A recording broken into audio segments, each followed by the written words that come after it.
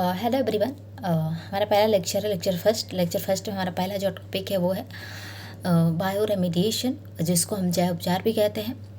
तो जो जैव उपचार है इसमें जो है हमारे जो पर्यावरण को स्वच्छ करने की प्रयास किया जाता है। इस उपचार की मदद से पर्यावरण को उपचारित किया जाता है। तो इसमें जो है हमारे पर्यावरण के जो जीवित घटक होते हैं, सूक्ष्म जीव, कवक, जीवाणु, बैक्टीरिया, वनस्पति, तो इन सभी चीज़ों की मदद से, इन सभी जीवाणुओं की मदद से, घटकों की मदद से, पर्यावरणीय घटकों की मदद से जो हमारे पर्यावरण को जो सुरक्षित किया जाता है, उसी को जैव उपचार कहते हैं। लेकिन जो जैव उपचार की जो प्रक्रिया होती है, इस प्रक्रिया के जरिए जो है हमारे पर्यावरण को जो स्वस्थ बनाने की प्रयास किया जाता है, पर्यावरण को पुनः जो है स्वस्थ अवस्था में लाया जाता है इस उपचार की मदद से। तो ये जो उपचार है, जैव उपचार, रेमिडिएशन है, ये पूरी तरह से प्राकृतिक तौर पर किया जाता है, प्राकृतिक प्रक्रिया है। इसमें किसी भी प्रकार के जो है तकनीक का प्रयोग नहीं किया जाता है। ये पूरी तरह से प्राकृतिक घटकों की मदद से पर्यावरण में जो मौजूद होते हैं और प्राकृतिक प्रक्रिया होती है पूरी तरह से, जिस प्रक्रिया की मदद से जो पर्यावरण को स्वस्थ बनाया जाता है। तो ये सब जो घटकें होती हैं, हम पर्यावरण में आसानी से जो इनको हम पा लेते हैं, फिर इनकी मदद से जो है हम जैव उपचार करते हैं। तो जैव उपचार की जो है इसकी कई विधियाँ होती हैं। पहला जो विधि है इसका बाह्य स्थानीय विधि है। बाह्य स्थानीय उपचार है। बाह्य स्थानीय उपचार में होता है कि इसमें बाह्य स्थानीय उपचार में जब कोई प्रदूषित जो घटक होता है, प्रदूषित जो चीज़ होती है, उसको जो है उस स्थान पे उसको जो है उस स्थान पे उपचारित ना करके जो है उस प्रदूषित घटक को जो है, जो प्रदूषित चीज़ है, उसको बाहर मतलब उस स्थान से बाहर ले जाकर जो है उसको उपचारित किया जाता है। तो इसी को हम बायो रेमेडिएशन कहते हैं। जैसे कि जो जल शोध होते हैं, जल शोधन इकाइयाँ होती हैं, इनको जो है हम बाहर जो है इनमें जैव उपचार करते हैं। इनको हम उसी स्थान पर जो है जैव उपचार नहीं कर सकते हैं। तो ये जो है बाह्य स्थानीय उपचार होगी। और जो कई प्रकार के जो जैव रिएक्टर होते हैं, जैव रिएक्टरों का भी जो है बाह्य स्थानीय उपचार किया जाता है। स्वस्थानीय उपचार के हैं। तो जो स्वस्थानीय उपचार है, कई ऐसे प्रदूषित घटक होते हैं जिनको उसी स्थान पर जो उपचारित किया जा सकता है, उनको किसी दूसरे स्थान पर नहीं ले जाया जा सकता है। जैसे कि मिट्टी को जो है हम मिट्टी को हम उसी स्थान पर उपचारित करेंगे। तो जिस प्रदूषित घटक को उसी स्थान पर उपचारित किया जाता है, इसको हम स्वस्थानीय उपचारित विधि कहते हैं। एंड इसमें जो है इसमें जो जैविक कारकों का प्रयोग करके जो है उपचार की प्रक्रिया की जाती है। जैसे कि मृदा में जो है मृदा को उपचारित जो है उसकी उसी स्थान पर किया जाता है। नेक्स्ट है बायो ऑगमेंटेशन जो है ये भी एक प्रकार की जो उपचार विधि है। तो इस बायो ऑगमेंटेशन में जो प्रदूषित जो घटक होता है, प्रदूषित जो चीज़ होती है, उस प्रदूषित घटक को उस प्रदूषित घटक में सूक्ष्म जीव जो होते हैं, बैक्टीरियाज होती हैं, उनकी मात्रा को उसमें बढ़ा दिया जाता है। उनकी मात्रा बढ़ाई जाती है तो वो जो उपचार जो होता है उसकी प्रक्रिया तीव्र हो जाती है। प्रक्रिया जो जैव उपचार की जो है वो तेज़ी से होने लगती है। तो जब बैक्टीरियाओं की मात्रा बढ़ाई जाती है तो बैक्टीरिया जो होती हैं उस प्रदूषित स्तर को अवशोषित करती हैं। तो इस प्रकार जो है ये पूरी तरह से प्रक्रिया जो होती है बायो ऑगमेंटेशन, इसमें सूक्ष्म जीवों की मात्रा बढ़ाई जाती है। जैसे कि मिट्टी में जो है मिट्टी में एजेटोबैक्टर नामक जो है जीवाणु जो होता है उसकी मात्रा बढ़ाकर जो है मिट्टी का उपचार किया जाता है। तो जो एजेटोबैक्टर नामक जीवाणु को मिट्टी में मिलाया जाता है तो उसकी जो उपचार करने की जो प्रक्रिया होती है वो मूल जो एक सामान्य स्तर पर वो काम करेगी, उससे कई गुना अधिक जो है वो सूक्ष्म जीवों की मात्रा बढ़ाने से जो है वो तीव्र गति से और अच्छे ढंग से हो पाता है जैव उपचार। नेक्स्ट जो विधि है बायोसिमुलेशन है, जैव उत्तेजन। बायोसिमुलेशन की जो प्रक्रिया होती है इसमें भी जो है सूक्ष्म जीवों की मात्रा जो है बढ़ा दी जाती है। तो इसमें भी सूक्ष्म जीव जो होते हैं, सूक्ष्म जीव की संख्या बढ़ जाती है, जिसके वजह से जो जैव उपचार की जो प्रक्रिया होती है वो तीव्र हो जाती है। तो इस बायोसिमुलेशन उत्तेजन में जो है जैसे कि इसमें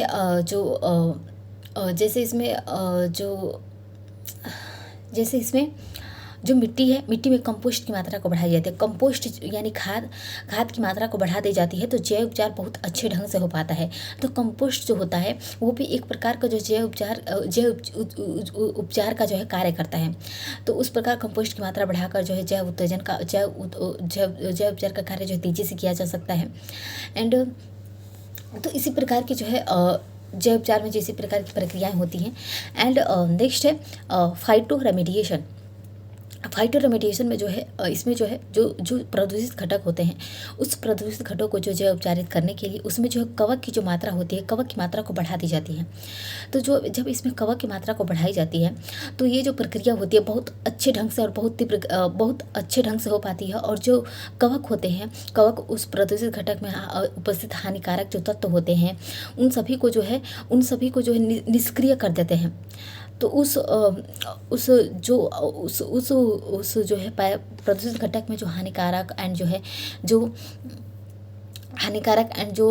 है नुकसानदेह जो कीटाणु होते हैं उन सभी को जो है कवक जो होते हैं बहुत अच्छे ढंग से जो है उनको नष्ट कर देते हैं।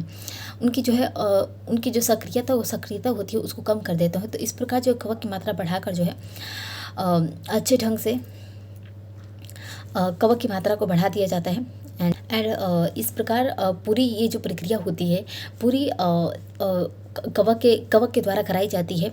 तो इसमें जो मृदा होती है, मृदा में माइकोराइजा जो होती है, माइकोराइजा एक जीवाणु होता है, कवक होता है। माइकोराइजा की मात्रा को बढ़ाकर जो है इस प्रकार इस क्रिया को की जाती है। तो जब जो है फाइटो रेमेडिएशन माइक्रो रेमेडिएशन जो किया जाता है तो माइक्रो रेमेडिएशन में जो कवक होते हैं उस पर्यावरण में उस घटक में उपस्थित जो हानिकारक एंड जटिल जो तत्व होते हैं उनको नष्ट करने का कार्य करते हैं। नेक्स्ट है फाइटो रेमेडिएशन। फाइटो रेमेडिएशन जो होता है इस प्रक्रिया में वनस्पतियों का प्रयोग किया जाता है। तो इसमें वनस्पतियों का प्रयोग करके जो है उस प्रदूषित घटक में मौजूद जो है जैव उपचार किया जाता है। तो वनस्पतियों का प्रयोग करके जो है जल और मृदा में जो उपस्थित जो प्रदूषित घटक होते हैं तो मृदा और जल में उपस्थित प्रदूषित घटकों को जो उपचारित किया जाता है। तो इसमें वनस्पतियों की मदद से जो ये सब किया जाता है। तो जैसे कि वनस्पति में आ जाएगा सूरजमुखी का फूल, पेलिकस। तो इस प्रकार के जो पौधे होते हैं ये जो है इस प्रकार जो है और ये सब जो होते हैं सूरजमुखी हो गया, पेलिकस हो गया, वेल्लो हो गया, इस प्रकार के जो वनस्पति पौधे होते हैं ये जो है उस जल और मृदा में उपस्थित जो हानिकारक पदार्थ मौजूद होते हैं, भारी पदार्थ मौजूद होते हैं जैसे कि कैडमियम, सीसा, मरकरी, इस प्रकार की जो भारी धातुएं होती हैं इन सभी को जो हटाने का कार्य करते हैं। तो ये जो है प्रदूषित घटक में जो है मौजूद जो है जो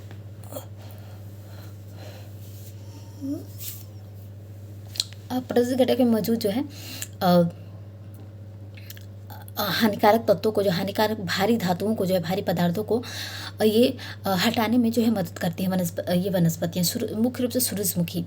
तो जो जैव रेमेडिएशन है इसके जो है कई लाभ भी हमें प्राप्त होते हैं, जिससे कि इससे हमें एक जो है बिना हमारे पर्यावरण को नुकसान पहुंचाए हम इसको आसानी से जो है इस विधि से जो है हम पर्यावरण को सुरक्षित कर सकते हैं। इसका कोई हमें साइड इफेक्ट नहीं देखने को मिलता है। एंड यह एक पूरी तरह से जो भू रासायनिक चक्रीय प्रक्रिया पर आधारित होती है। एंड इसमें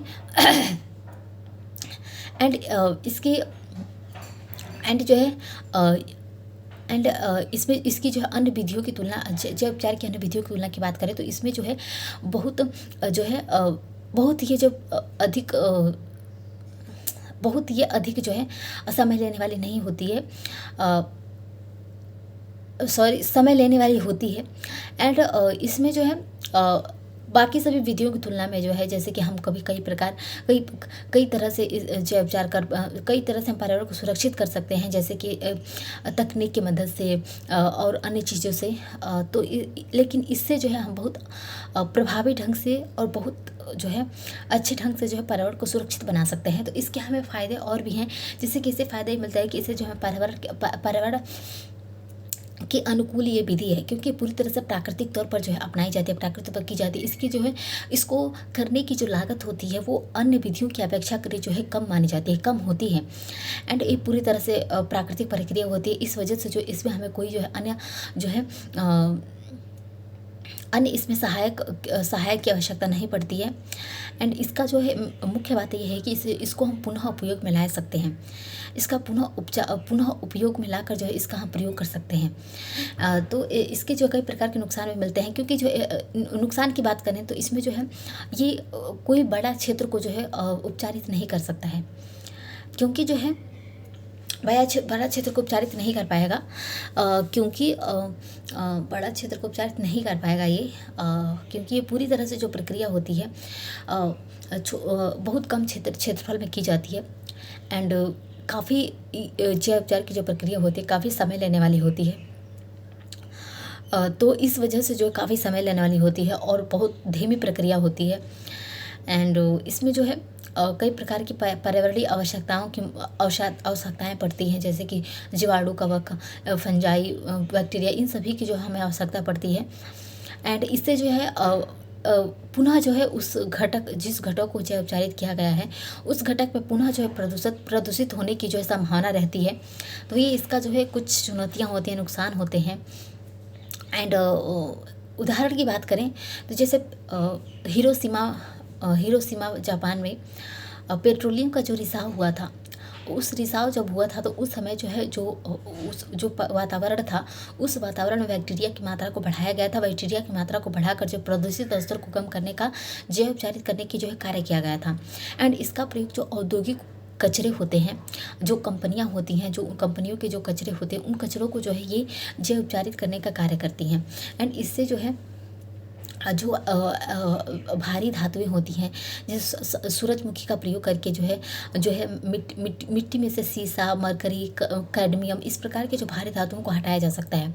तो इस प्रकार जो जैव उपचार जो है हमारे लिए सही भी है एक तरह से, क्योंकि इससे हमें कोई जो है पर्यावरणीय हानि नहीं होती है और हम पर्यावरण को जो उसके स्वस्थ अवस्था में ला देते हैं। भले ही समय लेने वाली होती है, लेकिन इसका एक और उदाहरण है जैसे कि लोकटक झील जो कि मणिपुर में है, ये जो है पुनः उपचारित हो जाती है। मतलब एक ऐसा झील है जो स्वयं को जो है जैव उपचार की मदद से जो है हमेशा जो है साफ रखती है।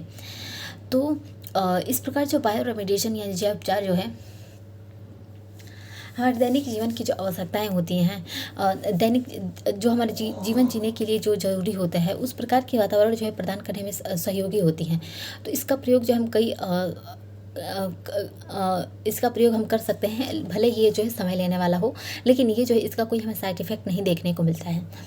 नेक्स्ट हमारा टॉपिक है बायोपायरेसी नहीं,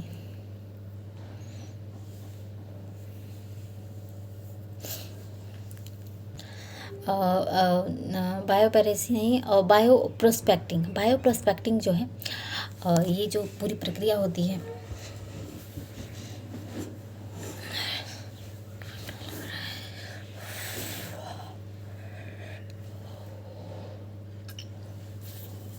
तो जो बायोपायरेसी में इसमें जो हमारे जैव विविधता होती है, जैव विविधता और हमारे पुराने समय के जो देशज ज्ञान होते हैं, जो हमारे पारंपरिक ज्ञान होते हैं, उस पारंपरिक ज्ञान के आधार पर जो हमारे प्राकृतिक चीज़ें होती हैं उनको संरक्षित करके जो उनको पुनः उपयोग में लाने का जो है प्रयास किया जाता है, ताकि उन सभी चीज़ों को जो है उन सभी यौगिकों को जो है प्राप्त करके जो है मानव उपयोगी बनाया जा सके, ताकि वर्तमान समय में जो आधुनिक युग में भी उनका जो उपयोग किया जा सके, व्यावसायिक लाभ की प्राप्ति किया जा सके, जो कि हमारे वर्तमान समय हमारे लिए बहुत ज़रूरी हो गया है।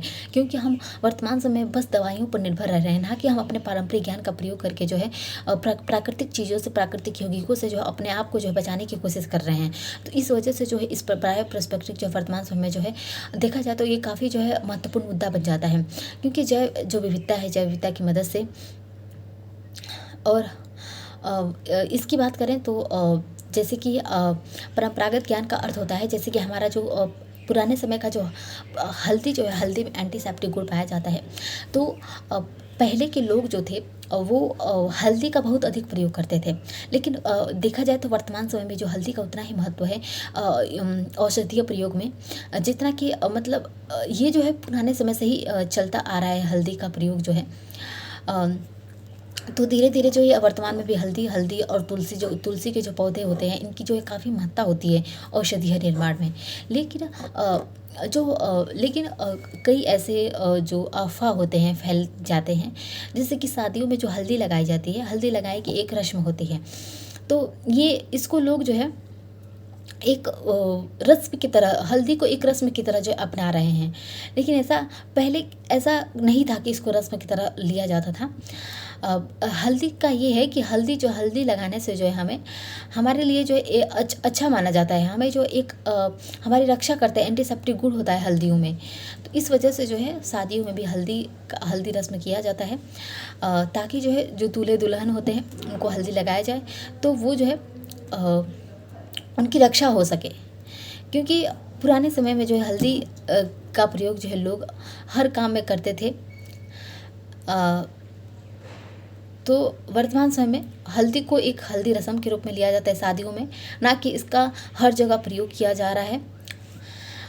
तो जो बायो प्रोस्पेक्टिंग है, भारत की जो जैव विविधता हमारी है, वो पूरी तरह से जो है भारत जो है जैव विविधता वाला देश है, जिसमें जो है वनस्पतियों, जीव जंतुओं की जो है संख्या में काफ़ी अधिक है, और इनका प्रयोग जो है औषधि गुण के लिए और औषधीय दवाओं के निर्माण के लिए जो है बहुत अधिक समय से किया जा रहा है। लेकिन वर्तमान समय जो इसकी जो महत्ता है, नई नई तकनीकों, नए जो है इलेक्ट्रॉनिक चीज़ों की मदद आने से जो है इनकी महत्ता जो धीरे धीरे घटती जा रही है। तो इस वजह से जो इन सभी पुरानी जो विधियाँ हैं, हमारी पुरानी जो पारंपरिक ज्ञान है, उन सभी को जो आधुनिक तकनीक के स्तर पर जो स्थापित नहीं करना है। मतलब आधुनिक समय में जो हम इनको स्थापित नहीं कर पा रहे हैं। इस वजह से भारतीय जो जैव विविधता है, भारतीय जैव विविधता का बहुत बड़ा भाग जो है वो संभावना के स्तर पर जो है अब तक नहीं जो है अपनाया गया है।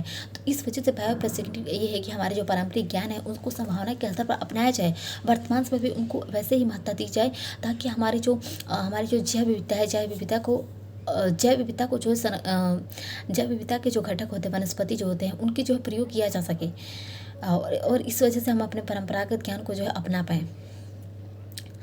एंड वर्तमान समय की बात करें तो वर्तमान समय भारत में जो है इसे जो है बढ़ावा देने के लिए कई प्रकार के जो सरकारी संस्थान हैं और सरकार खुद जो है मिलकर जो है इस प्रकार काम कर रहे हैं, और इसमें जो है पूंजी और इसमें जो है जो पैसे हैं पूंजी लगा रहे हैं, और जो इसमें तकनीकी रूप से जो इसको बढ़ाने की कोशिश कर रहे हैं। तो इसमें जो है सरकार के द्वारा जो है पूंजी और तकनीकी निवेश किया जा रहा है, ताकि जो बायो प्रोस्पेक्टिंग को जो है लाया जा सके, इसको अपनाया जा सके, और हमारी जो जैव विविधता है वो आधुनिक स्वरूप में जो है दवाओं के जो है रूप में बाजार में उपलब्ध हो सके, ताकि हमारी जैव विविधता का जो हम अपने जैव विविधता जो कि भारत इतनी जैव विविधता वाले देश है, उसकी जो हम लाभ उठा पाएँ। तो इस वजह से बायो प्रोस्पेक्टिंग जो है एक पूरी तरह से जो है हमारी परंपरागत ज्ञान पर आधारित है। जैसे कि नीम के जो पौधे होते हैं, नीम का जो वर्तमान समय में कई प्रयोग जो वैज्ञानिक खोज कर रहे हैं, ताकि वे हमारे जैव विविधता को में मौजूद जो वनस्पतियों का प्रयोग कर सके। एलोवेरा है, एलोवेरा का प्रयोग जो है सौंदर्य प्रसाधन में किया जाता है, सुंदरता को बढ़ाने में जो इसका प्रयोग किया जाता है। नीम का औषधीय प्रयोग किया जाता है, नीम के पेड़ का, नीम के पत्तों का, नीम के पेड़ का। तो इस प्रकार जो है हमारे जो ये जैव विविधता है, इनको संरक्षित किया जा सके, और इनको जो है हमारे परंपरागत ज्ञान को जो वर्तमान में प्रयोग किया जा सके। नेक्स्ट है बायोपायरेसी जो होता है, कई ऐसे विकसित जो देश होते हैं, कई दूसरे देशों के जो पारंपरिक ज्ञान होते हैं उनका जो है नकल कर लेते हैं। तो उनके जो जैविक और पारंपरिक ज्ञान होते हैं उनका नकल करके जो है अपने देश में जो है वो पेटेंट लेने की कोशिश करते हैं। तो उसी को हम बायोपायरेसी कहते हैं। तो जैसे कि विकसित देश हो गया अमेरिका ने ऐसा किया था। तो बायोपायरेसी है, पहला इसका प्रकार है पेटेंट बेस्ड बायोपायरेसी का मतलब है कि जब कोई देश जो है किसी दूसरे देश के परंपरागत ज्ञान को जो है परंपरागत ज्ञान को अपना लेकर और उसके नकल करके और उस पर पेटेंट लेने की कोशिश करता है, तो उसी को जो पेटेंट बेस्ड बायोपरेसी कहते हैं। जैसे कि जो है अमेरिका की जो कंपनियां थी, अमेरिका के कंपनियों ने जो है हल्दी, भारत का जो हल्दी, जो कि एक हल्दी, नीम, तुलसी, जो कि भारत की जो वनस्पति हैं, भारत के परंपरागत ज्ञान के स्रोत हैं, तो इनको जो है इनको अपने देश में उगाकर इन पर जो है पेटेंट लेने का जो है प्रयास किए थे अमेरिका के कंपनियों ने। तो ये जो है पेटेंट बेस्ड बायोपरेसी है, एक जो नॉन पेटेंट बेस्ड बायोपरेसी। तो इसमें नॉन पेटेंट बायोपरेसी में जो इसमें जो तकनीक और जो आर्थिक हमारी आर्थिक संपन्नता होती है, उसके बल पर जो है विकसित देश जो होते हैं, किसी दूसरे देश के जो है जैविक संसाधन होते हैं, उसके पारंपरिक ज्ञान होते हैं, उस पर उसका जो व्यवसाय का प्रयोग करते हैं, अपने व्यवसाय के उद्देश्य से उसका प्रयोग करते हैं, और उससे जो है उस देश को जो उसका लाभ नहीं मिल पाता है, तो उस देश को जो उस लाभ से वंचित रखते हैं, तो इसी को नॉन पेटेंट बायोपरेसी कहते हैं। पेटेंट लेते नहीं है, लेकिन उसके व्यवहारिक उसके जो पारंपरिक ज्ञान है, उसका जो व्यावसायिक प्रयोग करते हैं अपने देश में, तो इसी को कहते हैं। एंड इसी प्रकार जो है टीकेडीएल जो है ट्रेडिशनल नॉलेज जो है डिजिटल लाइब्रेरी तो बनाया गया, ताकि हमारे जो जैव विविधता से संबंधित जो वनस्पति ज्ञान है उसको संरक्षित किया जा सके। तो भारत में जो है परंपरागत लागत और जो है स्थानीय जैव विविधता है, हमारी भारत की जैव विविधता जो है इस पर जो है कई बार जो है अनैतिक ढंग से जो है मतलब गलत तरीके से पेटेंट लेने का प्रयास किया गया, हमारे जो है जैव नकल करने का प्रयास किया गया, हमारे पारंपरिक ज्ञान को जो है अपनाने का प्रयास किया गया। तो इस वजह से जो इन सभी को देखते हुए जो CSIR एक डिपार्टमेंट है, CSIR और जो है आयुष मंत्रालय के द्वारा जो है 2001 में जो है TKDL की स्थापना की गई। एंड TKDL की जो स्थापना की गई वैज्ञानिक और औद्योगिक अनुसंधान परिषद जो है इन सभी ने मिलकर जो है इसकी स्थापना की, इस लाइब्रेरी की स्थापना की है। एक डिजिटल लाइब्रेरी होती है, जिसमें जो है इसमें एक वेबसाइट के रूप में जो है इसको प्रकाशित किया जाता है। वेबसाइट पर जो इसमें सब कुछ होता है ऑनलाइन प्रकाशित किया जाता है।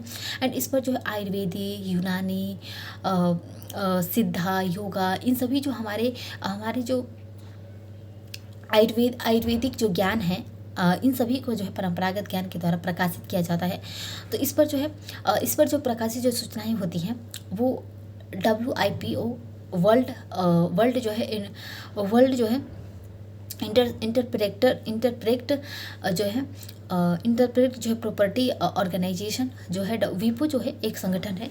इसमें जो है ये जो है अनेक स्वरूप में जो है जैसे कि अनेक ढंग से जो है इस पर जो भाषाएं प्रस्तुत कराता है, जैसे कि अंग्रेजी, इंग्लिश, फ्रेंच, जापानी, तो अलग अलग जो है तरह से जो है TKDL जो वेबसाइट है, इस पर जो अलग अलग तरह के जो वीपो जो है भाषाएं उपलब्ध कराती है। एंड इसमें जो है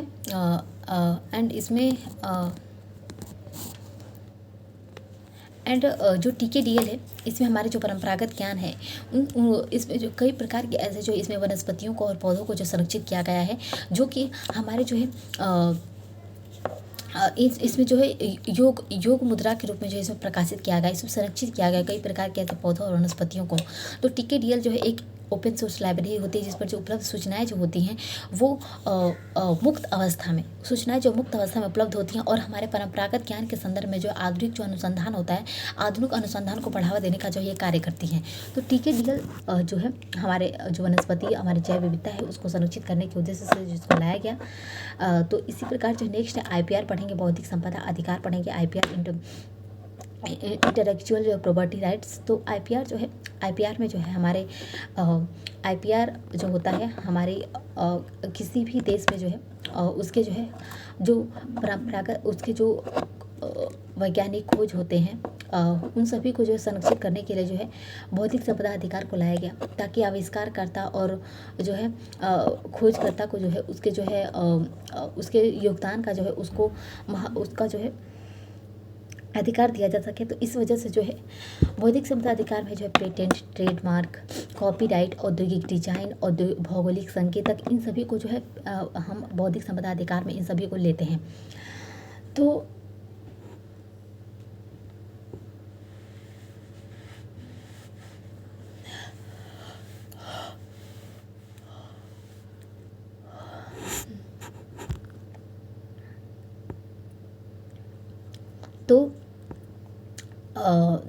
IPR जो है पहला जो पेटेंट है, पेटेंट की बात करें तो पेटेंट जो है किसी भी आविष्कार कर्ता जो होता है, किसी भी आविष्कारक पर जो है उसके आविष्कारक या फिर खोजकर्ता या फिर सृजनकर्ता के को जो है एक दिया जाने वाला उसका अधिकार होता है, जो कि एक जो है कोई देश जो है अपनी उसकी जो व्यवस्था होती है, उस देश की व्यवस्था को बनाए रखने के अंतर्गत जो है वो अपने देश में जो इस प्रकार के अधिकार को लागू करता है। एंड यह जो अधिकार होता है एक पूरा जन्म आधारित नहीं होता है, पूरा जन्म के लिए, जीवन के लिए नहीं होता है। यह एक जो है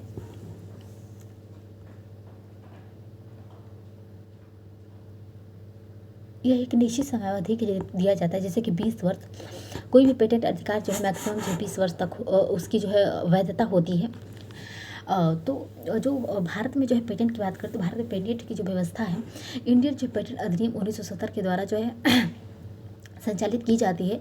एंड जिसे जो है 1972 में जो भारत में पेटेंट अधिनियम को जो 1972 में लागू किया गया, तो भारतीय पेटेंट जो अधिनियम है इसके भारतीय पेटेंट अधिनियम जब लागू हुआ तो उसके लागू होने के बाद भारत में 3 क्षेत्रों में जो है तेजी आई। पहला तो जो है कृषि अनुसंधान क्षेत्र में, कृषि रसायन और खाद्य प्रसंस्करण क्षेत्र में, दवा और जो है स्वास्थ्य उत्पाद क्षेत्र में, और जेनेरिक दवाओं के क्षेत्र में। तो इन 3 क्षेत्रों में जो है जब भारत में पेटेंट अधिनियम आया तो 3 क्षेत्रों में जो है भारत जो है एक प्रधान देश बन गया। एंड इसके कारण भारत में जो ये सभी उत्पाद हैं इन सभी का जो आसानी से उपलब्ध होने लगे, और इन क्षेत्रों में जो उद्योगों का जो विकास हुआ और इनके मूल्य में जो है काफ़ी कमी आ गई, क्योंकि जो ये सब जो चीज़ें हैं इलेक्ट्रॉनिक्स, जेनेरिक जो इलेक्ट्रॉनिक्स हैं, कंज्यूमर इलेक्ट्रॉनिक्स हैं, दवा जो स्वास्थ्य उत्पाद है, तो भारत में कई वैज्ञानिक जो है दूसरे देशों से जो नकल करने लगे। दूसरे देशों का जो इलेक्ट्रॉनिक चीज़ें थी उन्हीं के जैसे जो है बनाकर उसमें कुछ थोड़ा बहुत चेंजेज करके फिर उन पर जो पेटेंट लिया। तो पेटेंट लेकर जो है ऐसे ही बहुत अधिक लोगों ने संख्या में करने लगे, तो इस वजह से इन सभी का जो भारत में जो प्रधानता बन गई और उनकी जो है मूल्य में भी कमी आ गई। एंड भारतीय पेटेंट जो अधिनियम 1970 है, भारतीय पेटेंट अधिनियम 1970 के ने जो भारतीय समाज, अर्थव्यवस्था पर जो कई सकारात्मक ढंग से जो परिणाम सामने आए। एंड इससे जो है हमारे जो पर्यावरणीय जो चीज़ें होती हैं और विभिन्न जो क्षेत्र होते हैं, जैसे भारतीय उद्योग की स्थापना हुई, रोजगार के नए अवसर पैदा हुए, जो कि जो है हमारे उस समय की जो अर्थव्यवस्था की समृद्धि के लिए काफ़ी अच्छे जो है संकेतक के रूप में देखा गया। तो इन्हीं सभी कारणों की वजह से जो कुछ ही जो है दशकों में भारत जो है जेनेरिक दवाओं का जो है एक बड़ा उत्पादक देश बन गया, और जो है जेनेरिक दवाओं के जो है निर्यात का जो है अवसर भी इसे प्राप्त हुआ। तो इस वजह से जो है जेनेरिक दवाओं के क्षेत्र में भारत में जो काफ़ी अधिक प्रगति हुई पेटेंट अधिनियम के आने की वजह से। तो एक होता है ट्रेडमार्क जो होता है ये किसी भी चीज़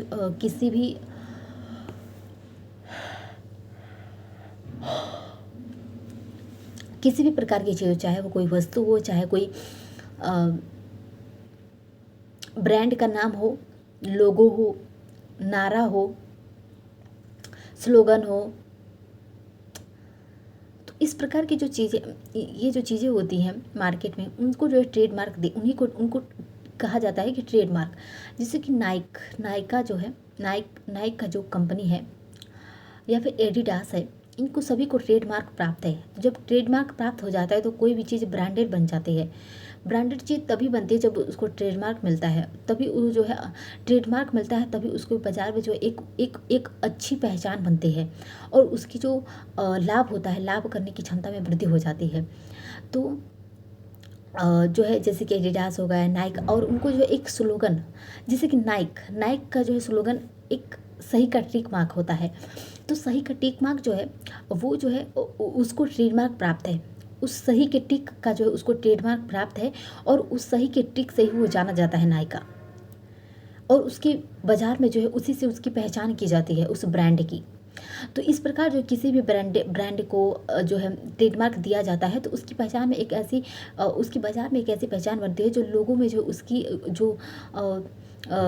उसकी जो मांग होती है वो एक जो है अच्छी हो जाती है, और वे जो लाभ के स्तर पर जो ऊपर उठ जाते हैं। तो इस वजह से जो है कोई भी चीज़ हम देखते हैं तो उसमें जो है नीचे TM लिखा रहता है। तो TM जहाँ लिखा रहता है तो समझ जाओ कि उस चीज़ को जो है ट्रेडमार्क प्राप्त है। जैसे कि मैं अपना लैपटॉप खोलती हूँ तो लिनोवो लिखा रहता है, तो नीचे TM लिखा रहता है। तो इस वजह से भी जो है लिनोवो जो है इसको ट्रेडमार्क प्राप्त है। लिनोवो हो गया, डेल हो गया, इन सभी को ट्रेडमार्क प्राप्त है। तो इस वजह से जो है ट्रेडमार्क कहते हैं। तो भारत में जो पेटेंट की वर्तमान स्थिति की बात करें तो भारत में पेटेंट की जो वर्तमान स्थिति है हमारी वो उतनी अच्छी नहीं है। यानी जो पेटेंट का अधिकार होता है वो सभी वर्गों को जो है जिसको पेटेंट का अधिकार दिया जाता है वो 20 वर्षों के लिए वैध होता है। एंड जो है जो पेटेंट धारक जो कंपनी होती है जिसको पेटेंट का अधिकार दिया गया होता है उसको जो है उसके पास ये नैतिक उसकी जिम्मेदारी होती है कि वो जिस वस्तु पर जो है जिस चीज़ पर जिस खोज पर जो है उसको पेटेंट दिया गया है उसको जो है एक वहनीय मूल्य पर बाजार में उपलब्ध कराएं, जिसको जो एक उचित मात्रा हो, उचित मूल्य हो और लोग जो है उसको आसानी से खरीद पाएँ। तो अगर वो ऐसा नहीं करती है कि किसी भी चीज़ पर पेटेंट लेकर उसका मूल्य में वृद्धि कर देती है तो इस वजह से ऐसा होने पर जो उस पर जो है अनिवार्य लाइसेंसिंग का प्रावधान लाया गया। अनिवार्य लाइसेंसिंग का प्रावधान उस पर लगाया जाएगा। अनिवार्य लाइसेंसिंग का प्रावधान में ये होता है कि जो है जो कंपनी जो है पेटेंट का जो है दुरुपयोग करती है, गलत उपयोग करती है पेटेंट का, तो उससे जो है पेटेंट का अधिकार ले लिया जाता है और उस चीज़ को जो है उससे बिना अनुमति लिए जो उस चीज़ को बाजार में जो सार्वजनिक कर दिया जाता है कि मतलब उसके जो है उसके जो जिस खोज पर उसने पेटेंट लिया है उसको जो है किसी दूसरे कंपनी को ऑफर कर दिया, किसी दूसरे कंपनी को उस अधिकार को दे दिया जाएगा। वो जो है अब उस चीज़ को जो है बेचेगा एक वहनीय मूल्य पर। तो इसी जो है अनिवार्य लाइसेंसिंग का प्रावधान लाया गया ताकि जो है इस प्रकार की जो है चीज़ों को कम किया जा सके। क्योंकि जो बहुत ऐसे एग्जाम्पल सामने आए थे कि बहुत सारी कंपनियां खोजकर्ता जो है पेटेंट का अधिकार लेकर जो है उसके मूल्य में वृद्धि कर दिया जिससे लोग जो है आसानी से वहन ही नहीं कर पाए। तो इसी प्रकार 2012 में जो भारत में अनिवार्य लाइसेंसिंग का जो पहला मामला जो था वो सामने आया जब जर्मनी की एक जो कंपनी थी बायर जो कि एक जर्मनी की कंपनी थी ने जो है को जो पेटेंट का अधिकार दिया गया उसके पेटेंट के अधिकार को खारिज कर दिया गया क्योंकि जो है वो जो है वो जो है अपने मूल्य उसका मूल्य बहुत अधिक था जिसको एक सामान्य मतलब लोगों के लिए वहनीय नहीं था कि वो जो उस खरीद पाए। तो इस वजह से जो है उसके अधिकारों को जो है खारिज कर दिया गया। और कैंसर की जो दवा थी नेक्सावर कैंसर की दवा नेक्सावर को बनाने का जो अधिकार था वो भारतीय कंपनी जो है नाटो फार्मा को दिया गया। तो इस प्रकार जो है जर्मनी की जो कंपनी थी उसने पेटेंट के अधिकार का दुरुपयोग किया। तो इस वजह से उसको अनिवार्य लाइसेंसिंग प्रावधान के जरिए जो उसके अधिकार को जो है कि भारत की कंपनी जो है फार्मा को दे दिया गया, नाटो फार्मा को दे दिया गया, जिसके बाद जो है इस दवा के मूल्य में जो लगभग 95% की जो है कमी देखी गई। जो कि नाटो फार्मा जो कंपनी थी नेटिको फार्मा जो कंपनी थी भारत की उसने उस दवा को जो है एक मूल्य में लगभग जो है 90% की जो है कमी किया और उसको जो है एक वहनीय मूल्य पर उपलब्ध कराया। तो इस वजह से अनिवार्य लाइसेंसिंग का प्रावधान लाया गया। एंड जो है भारतीय पेटेंट अधिनियम 1970 जो है इसके जो है सेक्शन 3D की बात करें तो इसके अंतर्गत बहुराष्ट्रीय जो कंपनियां हैं बहुराष्ट्रीय कंपनियों के पेटेंट जो है एवरग्रीनिंग प्रणालियों पर जो है नियंत्रण रखा गया ताकि जो है वो इसका जो है दुरुपयोग ना कर सकें। इसी प्रकार एवरग्रीनिंग का अर्थ होता है कि पेटेंट जो प्राप्त दवाएँ होती हैं उनमें जो है मामूली कुछ परिवर्तन करके जो है उसको नवाचार का रूप देना। तो उस समय जो है बहुत ऐसे प्रचलन बढ़ गया था बाजार में कि जब कोई भी खोजकर्ता निर्माणकर्ता जो किसी चीज़ पर पेटेंट लेता है तो उस पर जो है उस चीज़ पर जो है दूसरे जो खोजकर्ता होते हैं कंपनियां होती हैं उसको अच्छे से जांच पड़ताल करके उसमें बस थोड़ा बहुत संशोधन करके थोड़ा कुछ उसमें बदलाव करके जो है उसको नवाचार का रूप देते हैं, नया बना देते हैं। तो इस प्रकार जो है नवाचार का रूप देकर जो उस पर पुनः पेटेंट जो है लेने का अधिकार किया जाता है। तो उसी को जो एवरग्रीनिंग कहा जाता है, पेटेंट एवरग्रीनिंग कहा जाता है। तो इस पर नियंत्रण रखा गया जो है पेटेंट अधिनियम 1970 के जो है सेक्शन 3D के अंतर्गत ताकि कंपनियां जो है किसी दूसरे खोजकर्ता के जो अधिकारों का हनन न कर सके। तो ऐसे ही जो है एक एवरग्रीनिंग जो प्रयास था वो जो है नोवार्टिस जो है USA के जो है कैंसर दवा जो है कैंसर दवा जो है में जो है मामूली परिवर्तन करके जो है किया गया, उस पर पेटेंट लेने का प्रयास किया गया, जिससे भारतीय पेटेंट जो कार्यालय है, भारतीय पेटेंट कार्यालय के द्वारा 2006 में जो है इसको खारिज कर दिया गया इस मामला को। और इस प्रकार 2013 में सुप्रीम कोर्ट ने जो इस पेटेंट की मामला को जो है सही ठहराया। तो इस प्रकार जो उसमें जो पेटेंट का मामला जो था, पेटेंट जो था वो नया था, पेटेंट अधिनियम नया था। तो इस प्रकार जो इस भी पेटेंट अधिनियम का लाभ उठाने के लिए जो है, पेटेंट को प्राप्त करने के लिए जो सभी जो है ना, कुछ खोजकर्ता के जो है जो चीज़ें थी उसमें जो कुछ थोड़ा बहुत परिवर्तन करके उसको नवाचार रूप में ढाल कर जो है पूरा उस पर पेटेंट लेने का प्रयास करने लगे थे। तो इस वजह से जो इन सभी चीज़ों को कम करने के लिए जो ऐसा किया गया। एंड जो पेटेंट वैरायटी प्रोटेक्शन की बात करें तो इसमें जो है किसी भी फसल के जो है नए किस्म या जो संकर प्रजातियां होती हैं उसको जो है विकसित करने वाले जो प्लांट बैरियर होते हैं जो कि उसको विकसित बनाते हैं, तो जो उस फसल का जो है एक अधिकार दिया जाता है, जिसकी मदद से उस अधिकार की मदद से जो उस संकर प्रजाति को जो विकसित किया जाता है उस फसल के। तो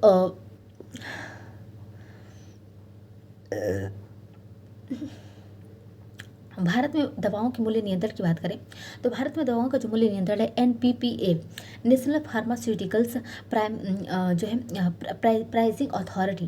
तो NPPA जो है की स्थापना 1997 में जो है की गई थी, जिसका उद्देश्य जो है दवाओं और चिकित्सीय उपकरण जो होते हैं उनके जो है मूल्य में जो नियंत्रण करना था, और इसे जो है एक ऐसे मूल्य पर उपलब्ध कराना था जिसका जो है सामान्य नागरिक भी जो इसको एक जो है अच्छे ढंग से जो इसका उपयोग किया जा सके और इसको वहन कर सके। तो इस वजह से NPPA के अनुसार जो है किसी भी दवा के जो है मूल्य में लगभग जो है 10 वर्ष में से जो है ज़्यादा वृद्धि नहीं की जा सकती है, 10% से ज़्यादा वृद्धि नहीं की जा सकती। इस वजह से NPPA की मदद से जो कोविड-19 महामारी के दौरान जो है दवाओं को जो वहनीय मूल्य पर उपलब्ध कराया गया था,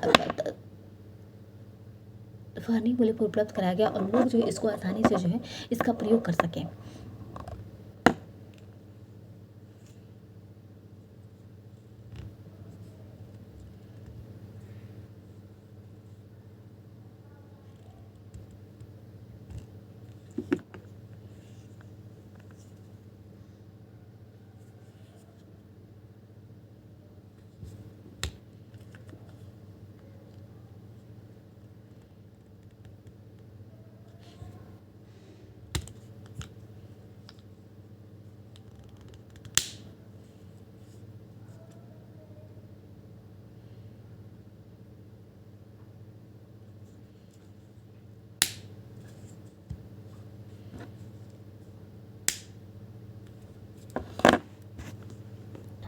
नेक्स्ट मेरा टॉपिक है नैनो टेक्नोलॉजी जो है इसमें नैनो जो होता है, नैनो को हम जो है 10⁻⁻⁹ ग्राम के रूप में जानते हैं, और जिसको हम नैनोग्राम भी कहते हैं, एंड 10⁻⁹ मीटर जिसको हम नैनोमीटर कहते हैं।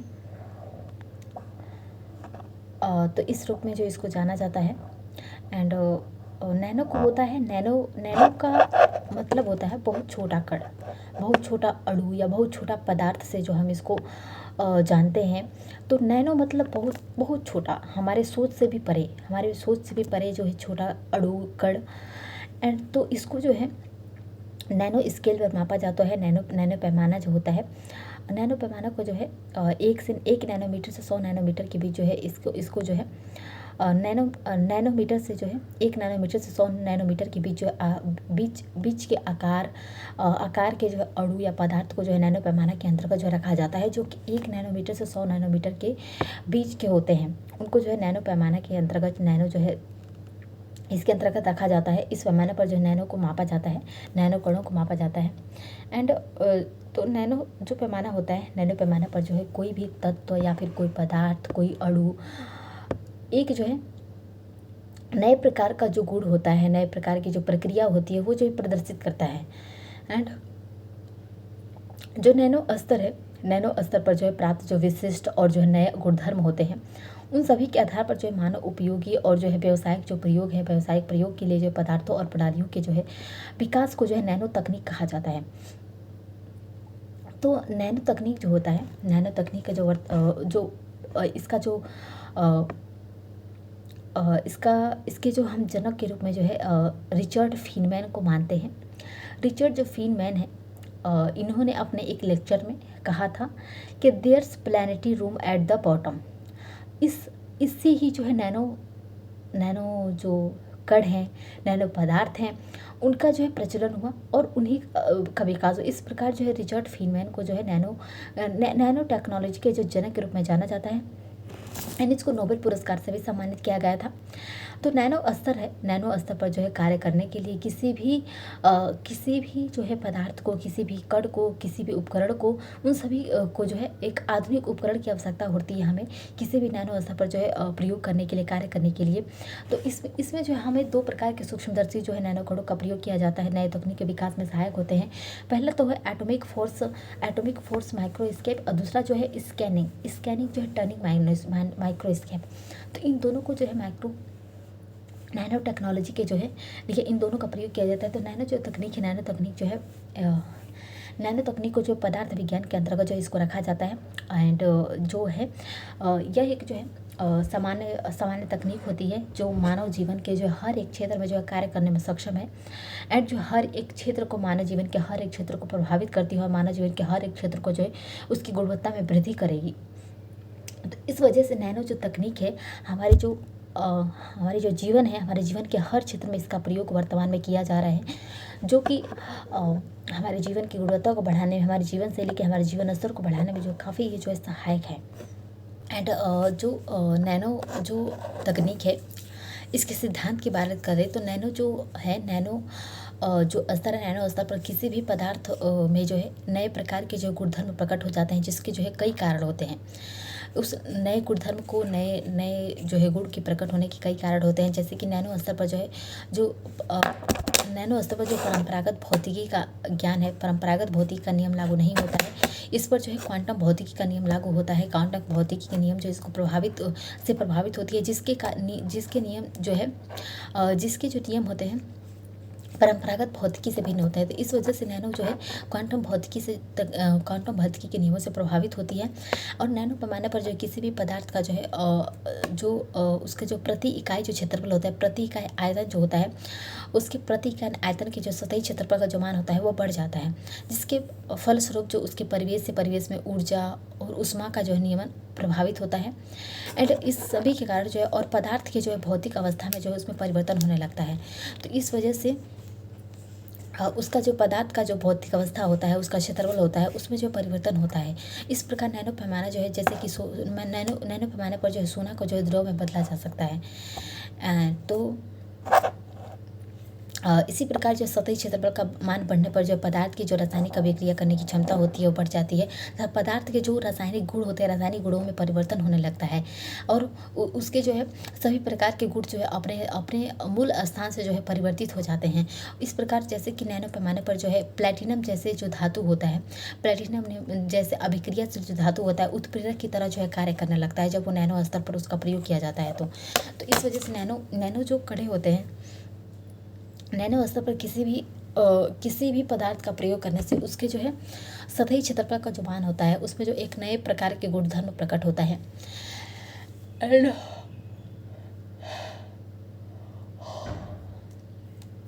एंड जो नैनो तकनीक है नैनो तकनीक के मेथड्स की बात करें तो इसके 2 मेथड्स होते हैं। पहला तो है टॉप डाउन मेथड और दूसरा जो होता है बॉटम अप मेथड।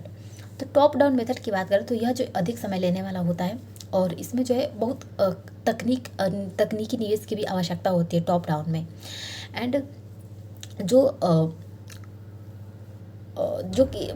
कि एक वहनीय नहीं होता है, इसके में तकनीकी निवेश काफ़ी करना पड़ता है और यह जो विधि होता है अधिक मात्रा में जो है नैनो पदार्थों के उत्पादन के लिए उपयुक्त नहीं होता है। इसे अधिक मात्रा में नैनो पदार्थ उत्पादित नहीं किया जा सकता है। तो इस वजह से जो प्रारंभिक अनुसंधान है प्रयोगशाला विधि के लिए जो है इसका उपयोग किया जाता है। इससे चांदी के नैनो कणों का निर्माण करने के लिए जो है इस विधि का प्रयोग किया जाता है। और बॉटम अप की बात करें तो बॉटम अप जो है या नैनो तकनीक की जो काफ़ी लोकप्रिय विधि है जिसके प्रयोग से जो जटिल नैनो जो प्रणालियाँ होती हैं उनको विकास किया जाता है। काफ़ी संख्या में नैनो पदार्थों का इसमें विकास किया जाता है इस विधि में, बॉटम अप में। तो यह विधि जो होती है रासायनिक संश्लेषण पर आधारित होती है और इसके द्वारा जो है कम समय में ही जो है बहुत अधिक संख्या में जो है नैनो पदार्थों का जो है नैनो संस्थाओं का जो निर्माण किया जा सकता है। तो इस वजह से जो बॉटम अप है वो टॉप डाउन से जो सस्ती होती है और काफ़ी जो है हमें काफ़ी हमें जो है लाभ भी प्रदान करती है। तो इस वजह से लगभग जो 250 प्रकार के जो अणु हैं, 250 प्रकार के अणुओं को जोड़कर नैनो पंप का जो है विकास किया गया है। एंड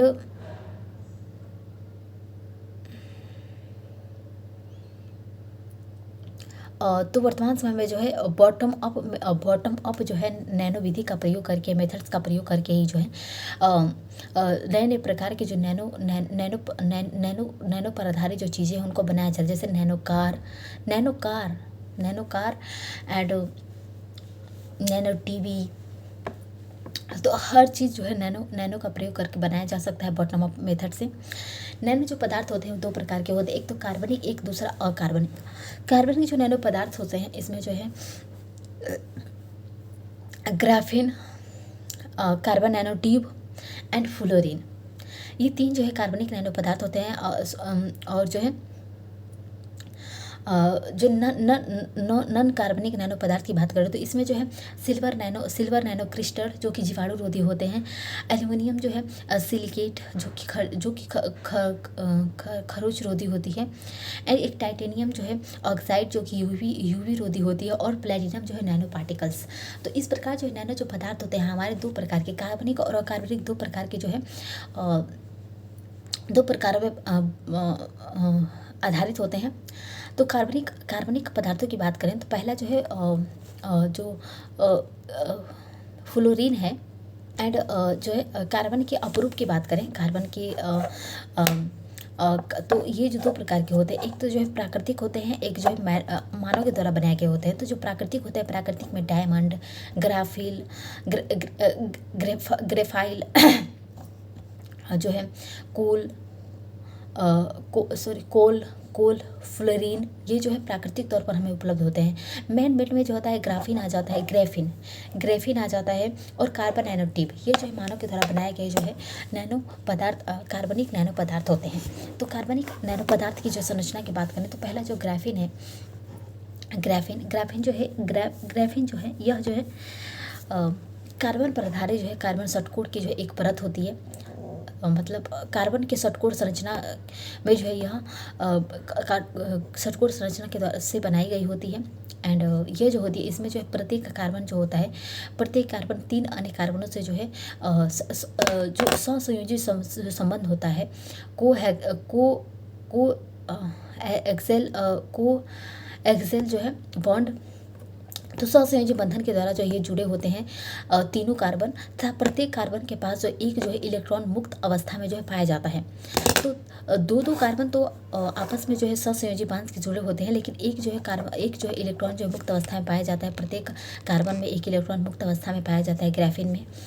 एंड इसमें जो है CNT की बात करें तो CNT जो होता है कार्बन नैनो ट्यूब जो है यह ग्राफीन परत पर जो है एक नुकीली नीमा संरचना होती है, तो जो कि ग्राफीन के परत पर जो है एक नलिका नीमा संरचना के रूप में पाई जाती है, जिसका प्रयास जो है नैनो पैमाने के अंतर्गत जो है किया जाता है, जिसका व्यास जो है नैनो पैमाने के अंतर्गत जो है इसका व्यास निर्धारित किया जाता है। इसी प्रकार जो है फ्लोरीन जो है यह एक गोलीय संरचना होती है, एक गोले के रूप में होती है, जिसका निर्माण जो होता है कार्बन षटकोण और पंचकोण से हुआ होता है। इसकी संरचना कार्बन के षटकोण 6 कार्बनों से और जो है 5 कार्बनों से जो है निर्धारित होती है। इसमें जो प्रत्येक कार्बन जो है 3 अन्य कार्बनों से जो है एक सहसंयोजी बंध के द्वारा जो जुड़े होते हैं, प्रत्येक कार्बन के पास जो है एक मुक्त इलेक्ट्रॉन पाया जाता है। तो इस प्रकार जो है फ्लोरीन में भी जो है एक जो है इलेक्ट्रॉन जो है मुक्त अवस्था में पाया जाता है। तो एंड CNT के जो गुण की बात करें तो CNT के गुण जो है CNT में जो है यांत्रिक गुण होते हैं। यांत्रिक गुण में जो है यह यांत्रिक गुण की बात करें तो यह जो है इस्पात से जो है 100 गुना ज़्यादा मजबूत होता है, एंड लेकिन जो है एल्युमिनियम से जो 10 गुना हल्का होता है। CNT एल्युमिनियम से 10 गुना हल्का होता है। एंड जो है इसके विद्युतीय गुण की बात करें तो यह जो है चांदी और जो है तांबे की तुलना में जो है 1000 गुना बेहतर जो है सुचालक होता है। तो इस वजह से जो ये काफ़ी सुचालक होता है। इसके तापीय गुण की बात करें, इसका तापीय जो अस्थायित्व तो काफ़ी अधिक होता है। यह जो वायुमंडल में 780 डिग्री सेल्सियस और निर्वात में जो है 2800 डिग्री सेल्सियस के तापमान को जो है सह सकता है। तो इसका तापीय गुण, विद्युतीय गुण एंड जो है इसका यांत्रिक गुण जो है तीनों जो है उच्च स्तर का पाया जाता है। मैंने बताया कि ये जो है मानव के द्वारा बनाई गई कार्बन का उपरूप होता है। तो नैनो पदार्थ के जो है सामान्य रूप से इसका उपयोग की बात करें तो वर्तमान समय जो इसका उपयोग खेल कूद के जो है सामान में किया जा रहा है। इसका उपयोग जैसे कि वाहन के निर्माण में, हवाई जहाज के निर्माण में इसका उपयोग किया जा रहा है, जैसे कि नैनो कार बनाए जा रहे हैं एंड इलेक्ट्रॉनिक सर्किट में, ट्रांजिस्टर का निर्माण करने में, ट्रांसफर का निर्माण करने में जो है इसका प्रयोग किया जा रहा है। एंड इसका जो प्रयोग है मिसाइल और उपग्रह का निर्माण करने में किया जा रहा है एंड इसका जो है सैनिकों के लिए वस्त्र बनाने में और जो है जूते, उपकरण और हथियार बनाने में नैनो का उपयोग किया जा रहा है, नैनो तकनीक का उपयोग किया जा रहा है। विभिन्न प्रकार के जो जैविक और रासायनिक जो संवेदक होते हैं उसमें जो है नैनो पदार्थों का प्रयोग किया जा रहा है। तो इस प्रकार जो है खेलकूद के सामान में भी जो है नैनो पदार्थों का प्रयोग किया जा रहा है वर्तमान रूप से। एंड जो है नैनो पदार्थ के एप्लीकेशंस की बात करें तो पहला इसका जो उपयोग होता है हेल्थ और मेडिसिन के क्षेत्र में जो है किया जा रहा है। नैनो कणों का प्रयोग वर्तमान समय में हेल्थ और मेडिसिन का क्षेत्र जो है काफ़ी उन्नति पर है। जैसे कि नैनो तकनीक का जो सबसे बड़ा जो लाभ होता है वह स्वास्थ्य और चिकित्साई क्षेत्र में जो है देखने को मिलता है, क्योंकि जो है जो कोशिकीय संरचनाएं होती हैं हमारी और जैविक प्रक्रियाएं जो होती हैं वो नैनो जो है पैमाने के अंतर्गत ही होती हैं, क्योंकि जो हमारी कोशिकीय जो संरचना होती है वो नैनो पैमाने के अंतर्गत ही, एकदम कोशिकीय संरचना बहुत छोटी होती है, बहुत छोटी, नैनो की जैसे ही। तो इस प्रकार जो कोशिकीय संरचना होती है नैनो पैमाने पर ही होती हैं। मतलब मैंने नैनो पैमाने बताया था कि नैनो पैमाना 1 नैनोमीटर से 100 नैनोमीटर के बीच के पदार्थ को जो है नैनो पैमाने के अंतर्गत रखा जाता है। तो जो कोशिकाएं होती हैं वो 1 नैनोमीटर से 100 नैनोमीटर के बीच की जो संरचना होती है नैनो पैमाने पर होती हैं। एंड इस वजह से नैनो तकनीक में जो है प्रगति के कारण जो है इस पैमाने पर जो बहुत ये जो पैमाना है इस पैमाने पर जो पहुँच कर जो अध्ययन और अनुसंधान करना तथा रोगों का जो निदान संभव हो पाया, क्योंकि जो हम नैनो स्तर पर जो कोशिकाओं का अध्ययन कर पाए। जैसे हम नैनो कणों का अध्ययन करते हैं, नैनो कणों से कई प्रकार के जो चीज़ों को बना सकते हैं, खेलकूद के सामान बना सकते हैं, इलेक्ट्रॉनिक्स में प्रयोग कर सकते हैं। तो इसी प्रकार जो हमारी जो कोशिकीय संरचना होती है नैनो कणों की जैसे ही होती हैं, नैनो पदार्थों की जैसे ही होती हैं। तो इस वजह से जो है इसका प्रयोग जो अति संवेदनशील जो रोग सूचक होता है उसमें इसका प्रयोग किया जा रहा है। हाईली सेंसिटिव जो है डिजीज़ डिटेक्टर में, जैसे कि इसका प्रयोग जो है हमारे जो होते हैं हमारे जो इसके अंतर्गत जो ऐसे नैनो संवेदकों का विकास किया जाता है, नैनो कणों का विकास किया जाता है जो किसी भी रोग के कारण जो है रोग के जो कारण होता है, जिस रोग के कारण प्रकट होने वाले जो रासायनिक और प्रोटीन से जुड़े जो रोग होते हैं उनकी जो पुष्टि करते हैं। तो इन नैनो जो है संवेदक होते हैं, नैनो संवेदकों को जो है इंजेक्शन के द्वारा जो है हमारे खून में जो है इनको पहुंचा दिया जाता है। इंजेक्शन की मदद से जो इन नैनो कणों को जो है नैनो संवेदकों को जो हमारे जो है रक्त प्रवाह में जो पहुंचाया जा सकता है तथा कैंसर और जो है अल्जाइमर जैसे जो गंभीर जो है मस्तिष्क अल्जाइमर जो कि एक मस्तिष्क बीमारी है एंड कैंसर जो है जैसे रोगों की पहचान जो है की जा सकती है। तो इस रूप में जो है नैनो कणों को जो इंजेक्शन के द्वारा हमारे रक्त में पहुंचाकर और हमारी नैनो कण जो हमारी कोशिकाओं तक जाकर जो है हमारे कैंसर की कोशिकाओं की पहचान करेंगे, अल्जाइमर्स की कोशिकाओं की पहचान करेंगे, जिससे हमारा जो उपचार होगा, कैंसर का जो उपचार होगा वो आसानी हो पाएगा। इसी प्रकार जो है टारगेटेड ड्रग डिलीवरी सिस्टम की बात करें, लक्षित दवा पहुंचाने की विधि की बात करें तो इसमें जो है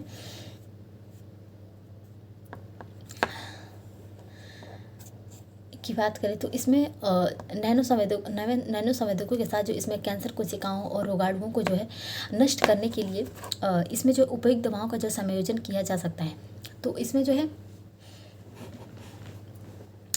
एंड जो है इसके लिए जो है फुलेरिन जैसे दवा संवाहक को जो है नैनो संरचनाओं का जो प्रयोग किया जाता है, फुलेरिन का प्रयोग किया जाता है।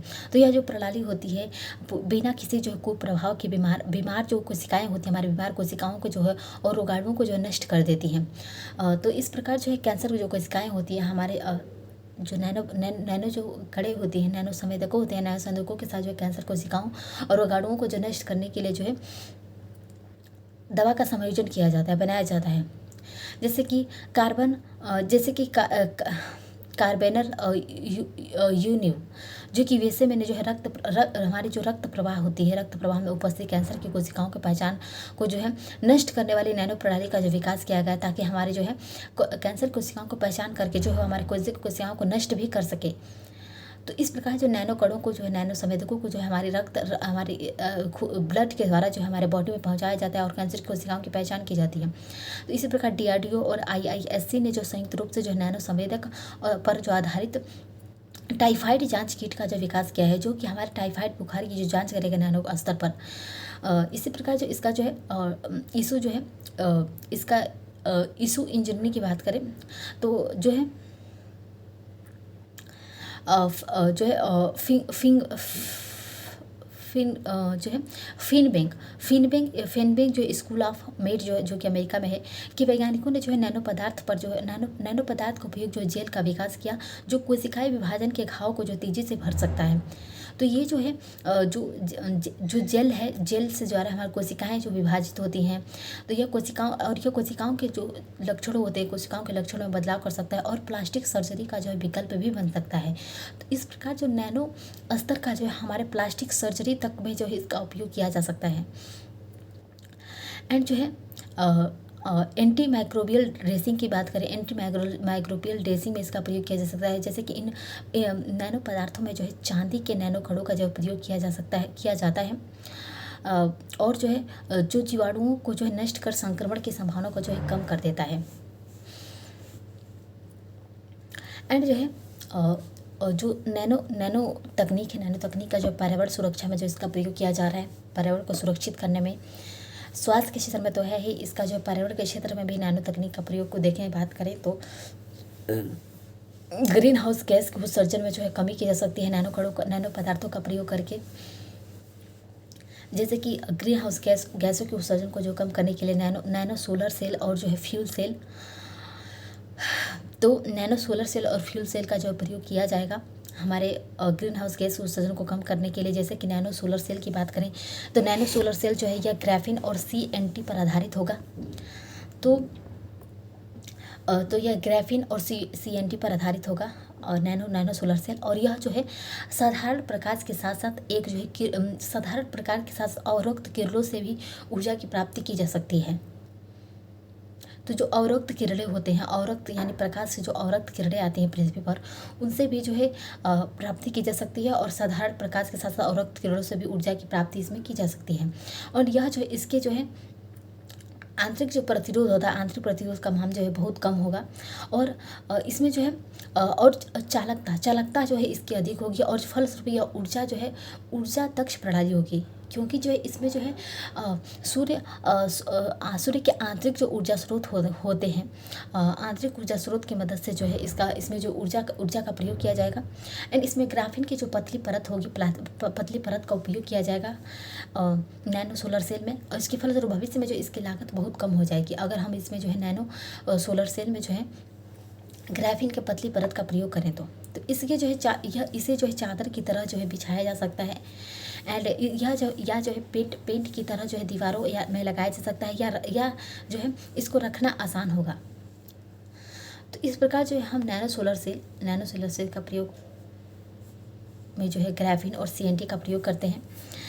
एंड इसी प्रकार जो फ्यूल सेल या फिर हम गैस सेल भी कहते हैं, तो फ्यूल सेल की बात करें तो फ्यूल सेल यह जल के जो अपघटक के द्वारा हाइड्रोजन, जल के जो अपघटक होते हैं, जल के जो सूक्ष्म जीव होते हैं, उन सभी के द्वारा जो हाइड्रोजन और ऑक्सीजन को जो है प्राप्त करके, हाइड्रोजन और ऑक्सीजन को प्राप्त करके जो है यह संग्रहित कर लेता है और प्राप्त करके संग्रहित करके इस कार्य के लिए जो है इसको एक उपयुक्त दशा प्रदान की जाती है, ताकि यह ऑक्सीजन और हाइड्रोजन को एक उचित ढंग से, उचित मात्रा में जो है इनको जो फ्यूल सेल के लिए जो आवश्यक ऊर्जा की जो प्राप्ति होगी, ऊर्जा की आवश्यकता की जो प्राप्ति होगी, वह नैनो सोलर सेल जो है की जा सकती है। इस प्रणाली की जो ऊर्जा मांग है उसको कम करने के लिए जो है प्लेटिनम नैनो कणों का जो है प्रयोग करके जो है उत्प्रेरक के रूप में जो है काम किया जा सकता है। तो प्लेटिनम का इसमें प्रयोग किया जाता है ताकि ऊर्जा की जो है मांग को जो है कम किया जा सके। एंड इसी प्रकार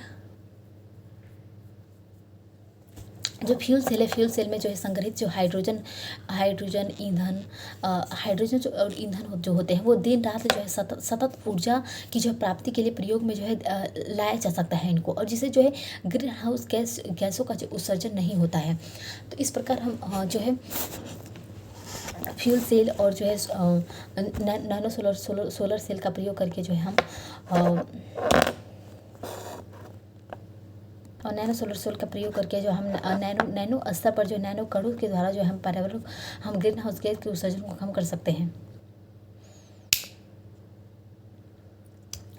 एंड जो इसमें प्रदूषण की सफाई की बात करें तो नैनो जो तकनीक होगी, नैनो तकनीक पर जो है आधारित जो रासायनिक संवेदक होंगे, रासायनिक संवेदकों के द्वारा जो पर्यावरण में मौजूद जो खतरनाक रसायन होंगे, प्रदूषण होंगे, उसको जो पहचान कर जो उनको हटाया जा सकता है तथा इनका जो है पुनः चक्रण जो है करके जो है इनका दोबारा प्रयोग में लाया जा सकता है। तो इसी प्रकार जो है फ्लोरिडा विश्वविद्यालय जो कि अमेरिका में है के वैज्ञानिकों ने वायुमंडल में जो है पारे के कणों को जो है पारे के कणों को हटाने वाले जो नैनो संवेदक होंगे, नैनो संवेदकों का विकास एवं जो है सरल स्तर पर जो इनका परीक्षण किया।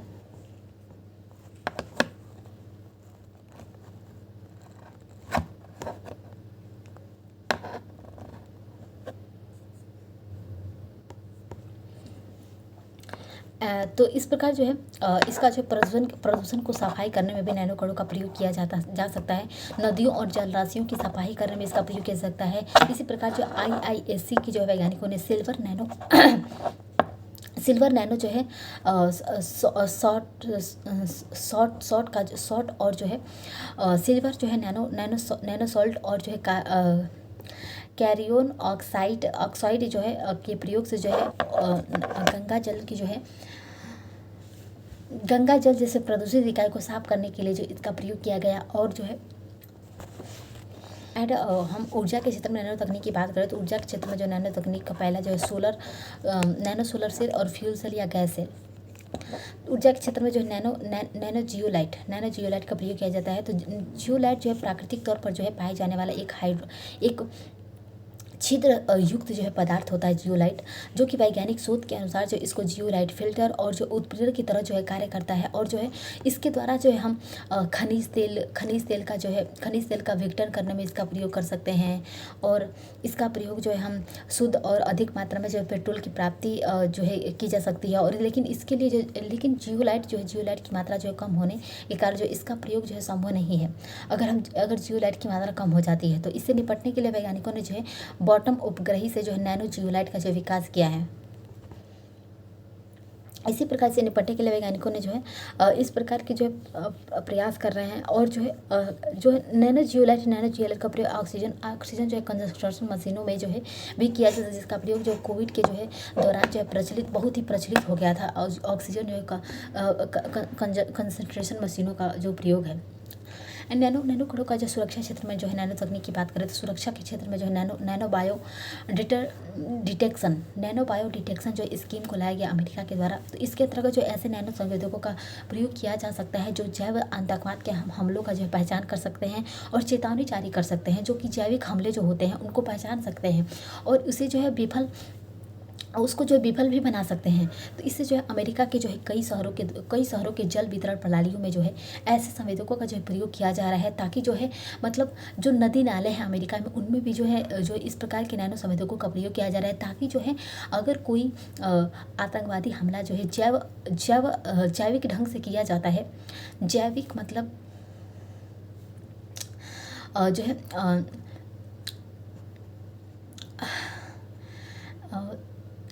जैविक ढंग से जैविक मतलब जल के द्वारा जो हमारे सूक्ष्म जीव मौजूद होते हैं वातावरण में, उन सभी के द्वारा जो है अगर कोई अटैक किया जाता है, आतंकवादी हमला किया जाता है, तो उसका जो है नैनो कण पहचान कर लेगा और उसको नष्ट भी कर देगा। तो भारत अमेरिका में जो है नदी नालों में भी जो इस प्रकार का प्रयोग किया जा रहा है। सैनिक क्षेत्र में नैनो तकनीक की बात करें तो नैनो पदार्थों के प्रयोग से जो है सैनिकों के लिए जो बुलेट प्रूफ जैकेट जो है हल्के लेकिन मजबूत हेलमेट, कपड़े, जूते, जल शोधन प्रणाली आदि का जो विकास किया गया है सैनिकों के लिए, जो सैनिकों की जो युद्ध लड़ने की जो क्षमता है उसको बढ़ा देगी, ताकि सैनिक जो और अधिक प्रभावी ढंग से जो युद्ध को लड़ सकेंगे। इस क्षेत्र में जो यूएसए अमेरिका द्वारा जो 2003 में जो institute for soldiers nano technology solder nano technology की स्थापना की गई। भारत में जो यह कार्य जो है डीआरडीओ के द्वारा जो है किया जा रहा है, जो कि डीआरडीओ सैनिकों के लिए जो इस प्रकार की बुलेट प्रूफ जैकेट्स, हेलमेट, वस्त्र, जूते, इस प्रकार की जो है चीज़ें बना रहा है। एंड इसका नागरिक सुरक्षा में बात करें तो नागरिक सुरक्षा में जो है railway station, platform, airport, shopping mall आदि को जो है नैनो संवेदकों की मदद से जो सुरक्षित बनाया जा सकता है तथा जो है किसी जैविक जो है या रासायनिक हमले की जो पहचान भी की जा सकती है। तो इस प्रकार नैनो असर को जो है नागरिकों की सुरक्षा के लिए भी किया जा सकता है। जैसे कि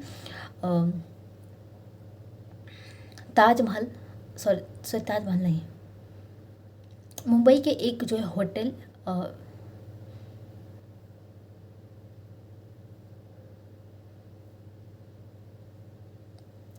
ताज होटल जो है ताज होटल पर अटैक हुआ था 2011 में।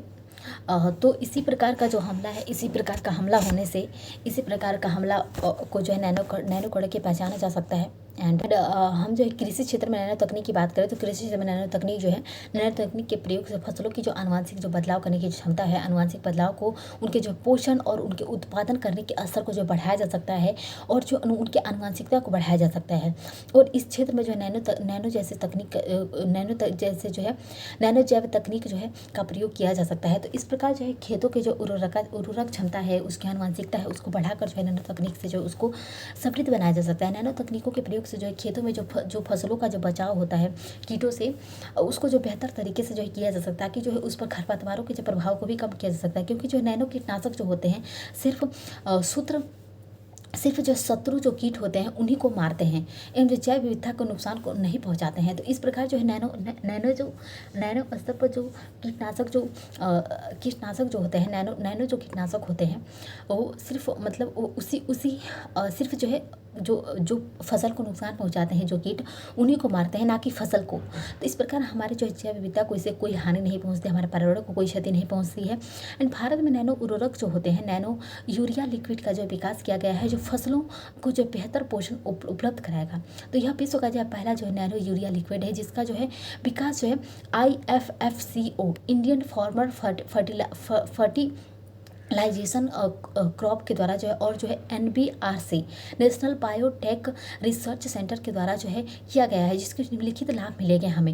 नैनो यूरिया लिक्विड का अगर विकास हो जाता है तो हमें इससे कई प्रकार के लाभ मिलेंगे। जैसे कि इससे जो है खेतों में यूरिया की जो आवश्यकता होती है उसको 50% तक जो है कम किया जा सकता है, जिससे यूरिया आयात में भी कमी आ सकती है। देखा जाए तो भारत जो यूरिया का सबसे अधिक आयात करता है और भारत में यूरिया का सबसे अधिक खपत भी है, क्योंकि यूरिया का जो प्रयोग है फसल में किया जाता है, खेतों में किया जाता है। तो अगर यह नैनो यूरिया लिक्विड का अगर विकास हो जाता है तो इससे जो है नैनो की आयात में कमी यूरिया की आयात में कमी आ जाएगी और यूरिया के 50% जो है जो आवश्यकता होगी वो कम हो जाएगी। और नैनो यूरिया लिक्विड अगर बनाया जाता है तो पादपों को जो 80% नाइट्रोजन उपलब्ध कराता है और परंपरागत यूरिया से जो है जो परंपरागत यूरिया होता है उससे 2 गुना जो है इसमें जो है गुण होते हैं। तो इस प्रकार जो ये पौधों को अधिक मात्रा में नाइट्रोजन उपलब्ध कराता है। यानी इसके प्रयोग से जो भूमिगत जल होते हैं, पर्यावरण के जो घटके होते हैं, उनको जो है बहुत उनके प्रभाव को जो है कम किया जा सकता है, उन पर जो है न्यूनतम जो है कुप्रभाव देखने को मिलता है।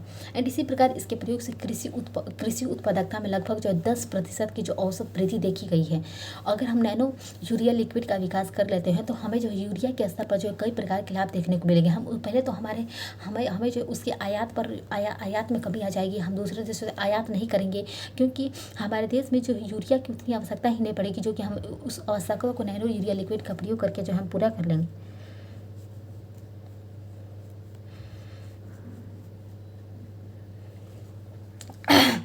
और इस प्रकार जो कृषि क्षेत्र में भी वृद्धि देखने को मिलेगी। एंड नेक्स्ट है इलेक्ट्रॉनिक्स में इसका प्रयोग की बात करें तो नैनो पदार्थों के प्रयोग से हल्के, लचीले और जो है उड़ने योग्य जो है टच स्क्रीन का विकास किया जा सकता है। एंड जो है जैसे सैमसंग कंपनी ने जो कुछ वर्ष पूर्व पहले जो है ग्राफीन आधारित जो है फोल्डेबल ग्राफीन पर आधारित जो है फोल्डेबल टच स्क्रीन का विकास किया था। इसी प्रकार आईबीएम ने कुछ वर्ष पहले जो है ग्राफीन आधारित जो है ट्रांजिस्टर का विकास किया था, जो वर्तमान समय में वर्तमान समय जो है सिलिकॉन ट्रांजिस्टर की तुलना में जो है 4 गुना अधिक तीव्र गति से जो है यह कार्य करता है, और भविष्य में जो इसके प्रयोग से मोबाइल और कंप्यूटर की क्षमता भी बढ़ाई जा सकती है। एंड इसी प्रकार जो कंप्यूटर मोबाइल फ़ोन के जो सर्किट में कंप्यूटर और मोबाइल फ़ोन के सर्किट में जो है सीएनटी का प्रयोग करके आंतरिक जो प्रतिरोध का जो मान होता है वो न्यूनतम किया जा सकता है, जो इस प्रणाली को जो ऊर्जा जो है दक्ष बना देगी। इस पर जो ऊर्जा की अलग से कोई हमें आवश्यकता नहीं पड़ेगी। तो इस प्रकार इलेक्ट्रॉनिक्स के क्षेत्र में भी जो इसका प्रयोग नैनो तकनीक का प्रयोग जो है बहुत अच्छे ढंग से जो इसका प्रयोग किया जा सकता है और किया भी जा रहा है। इसी प्रकार टेक्सटाइल में की बात करें तो टेक्सटाइल में जो इंटरनेशनल जो है एडवांस रिसर्च सेंटर फॉर जो है पाउडर जो है मेट्रोलॉजी एंड जो न्यू मटेरियल ने जो है जो कि हैदराबाद में है, ने विभिन्न जो है प्रकार के टेक्सटाइल या कपड़े का जो है विकास किया है, जो नैनो तकनीक पर आधारित होंगे। वे कपड़े जो होंगे उनका विकास किया है। और इस जैसे कि चांदी है, चांदी नैनो कणों का प्रयोग करके चांदी नैनो कण पर जो आधारित जीवाणुरोधी कपड़े, इसमें जो चांदी नैनो कणों का प्रयोग किया जाएगा, और इससे जो जीवाणुरोधी जो कपड़े होंगे, जीवाणु उस पर नहीं होंगे। और जो है कापर ऑक्साइड नैनो जो है कण पर आधारित जो है विषाणुरोधी कपड़े, जिसका प्रयोग जो है हमें मास्क के रूप में जो कोविड महामारी के दौरान किया गया था। तो इस प्रकार जो है चांदी पर आधारित जो है कापर ऑक्साइड पर आधारित इस प्रकार के जो है नैनो कणों का जो है प्रयोग जो टेक्सटाइल के क्षेत्र में किया जा सकता है। एंड इस जो है ये जो संस्थान, इस संस्थान के द्वारा जो सेल्फ क्लीनिंग फैब्रिक का विकास किया गया, जो ऑटोमेटिक ऑक्साइड नैनो कपड़ों पर जो आधारित है। एंड इसे जो है सन वॉश फैब्रिक भी कहते हैं, जो कि सूर्य के प्रकाश में आने पर जो वो अपने आप साफ हो जाता है। तो इस प्रकार के जैकेट का भी विकास किया गया है, जिसको जो हमें साफ करने की आवश्यकता नहीं है। उसको हम सूर्य के रोशनी में रख देंगे, सूर्य के प्रकाश में रख देते, तो वो अपने आप जो है सुरक्षित यानी साफ हो जाएगी और एक नई हो जाएगी, उसको हमें धोने की आवश्यकता नहीं पड़ेगी।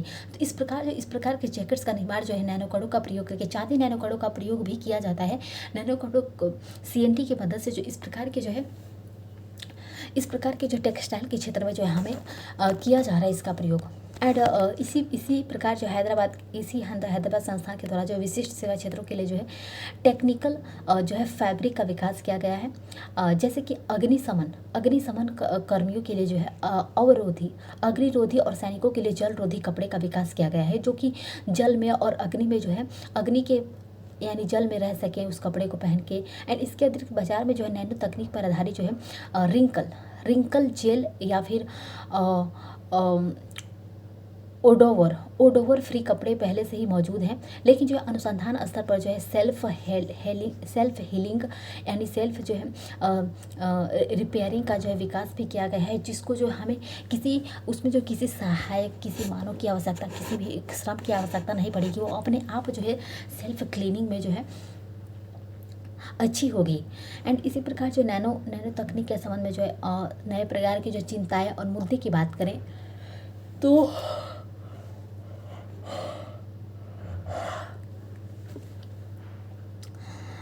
मुद्दों की बात करें तो इसका जो है हेल्थ के क्षेत्र में जो काफ़ी हमें नुकसान देखने को मिलेगा।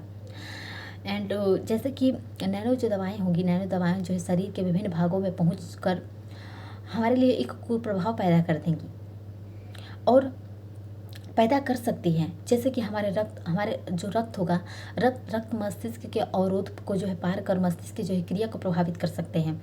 और केंचुए को जो है किए गए परीक्षण में जो है इसके संकेत मिलता है, क्योंकि जो नैनो जो संवेदक होते हैं उनको जो है हमारे रक्त की मदद से जो है इंजेक्शन की मदद से हमारे रक्त में पहुंचाकर जो पूरे बॉडी में कैंसर की कोशिकाओं की पहचान की जाती है। लेकिन ये जो नैनो कण होंगे जो कि हमारे पूरे रक्त में पहुंचाए जाएंगे, ये हमारे लिए नुकसानदेह भी हो सकते हैं अगर ये हमारे मस्तिष्क के कोशिकाओं में पहुँच गए तो।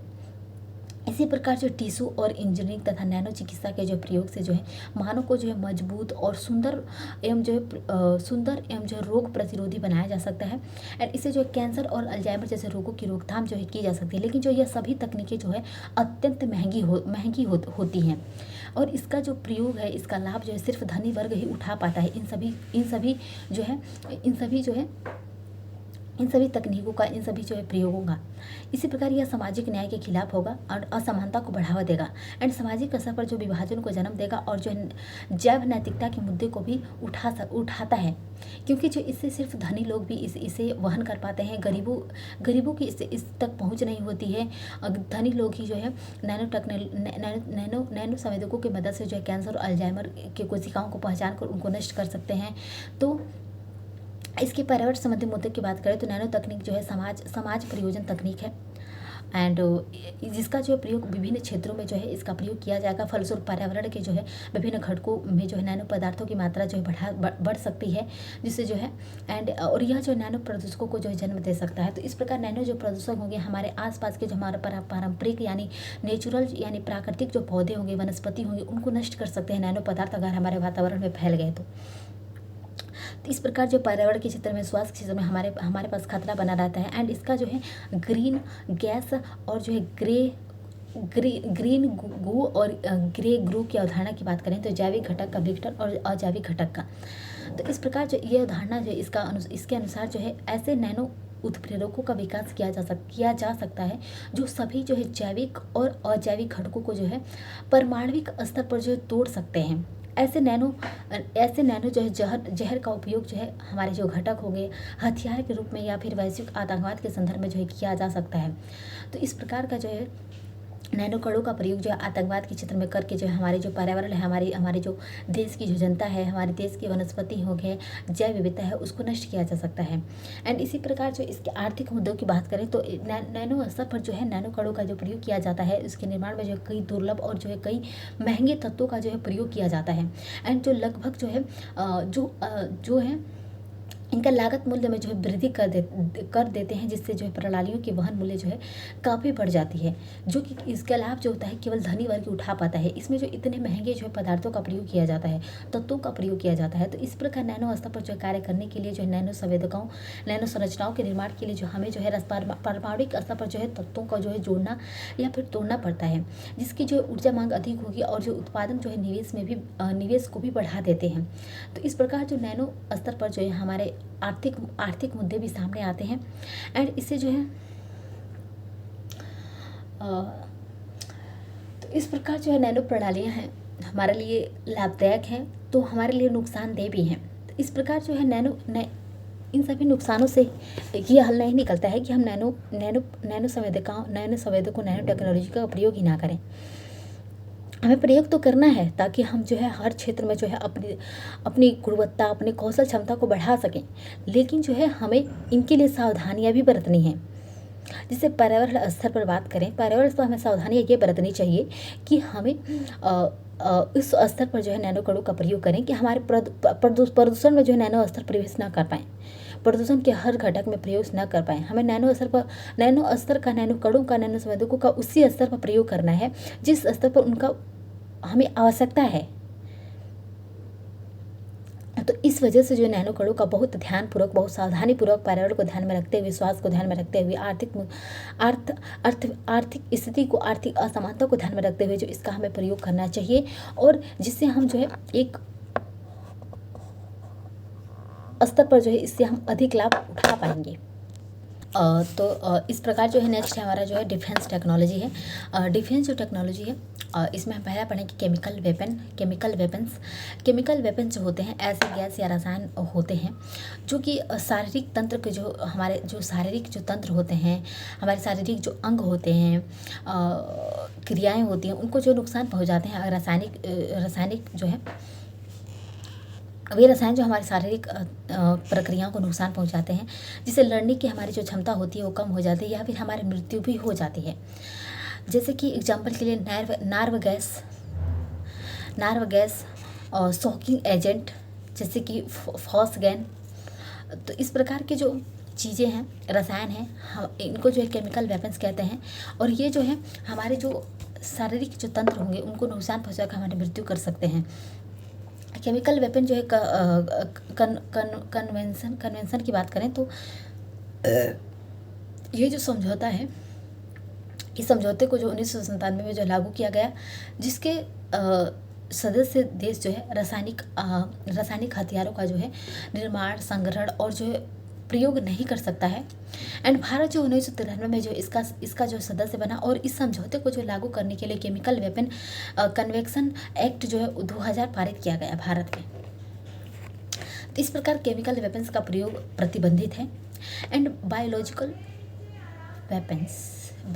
वेपन्स की बात करें तो बायोलॉजिकल जो वेपन्स होते हैं इसमें जो है ऐसे घातक होते हैं, इसमें ऐसे घातक जो है रोगाणुओं का चुनाव किया जाता है जो अत्यंत जो है संक्रमण जो है शील होते हैं, और जो है जिसके लिए जो है दवा उपलब्ध ना हो, और जो इसके विकास के लिए जो है जीआई का जो प्रयोग किया जा सकता है,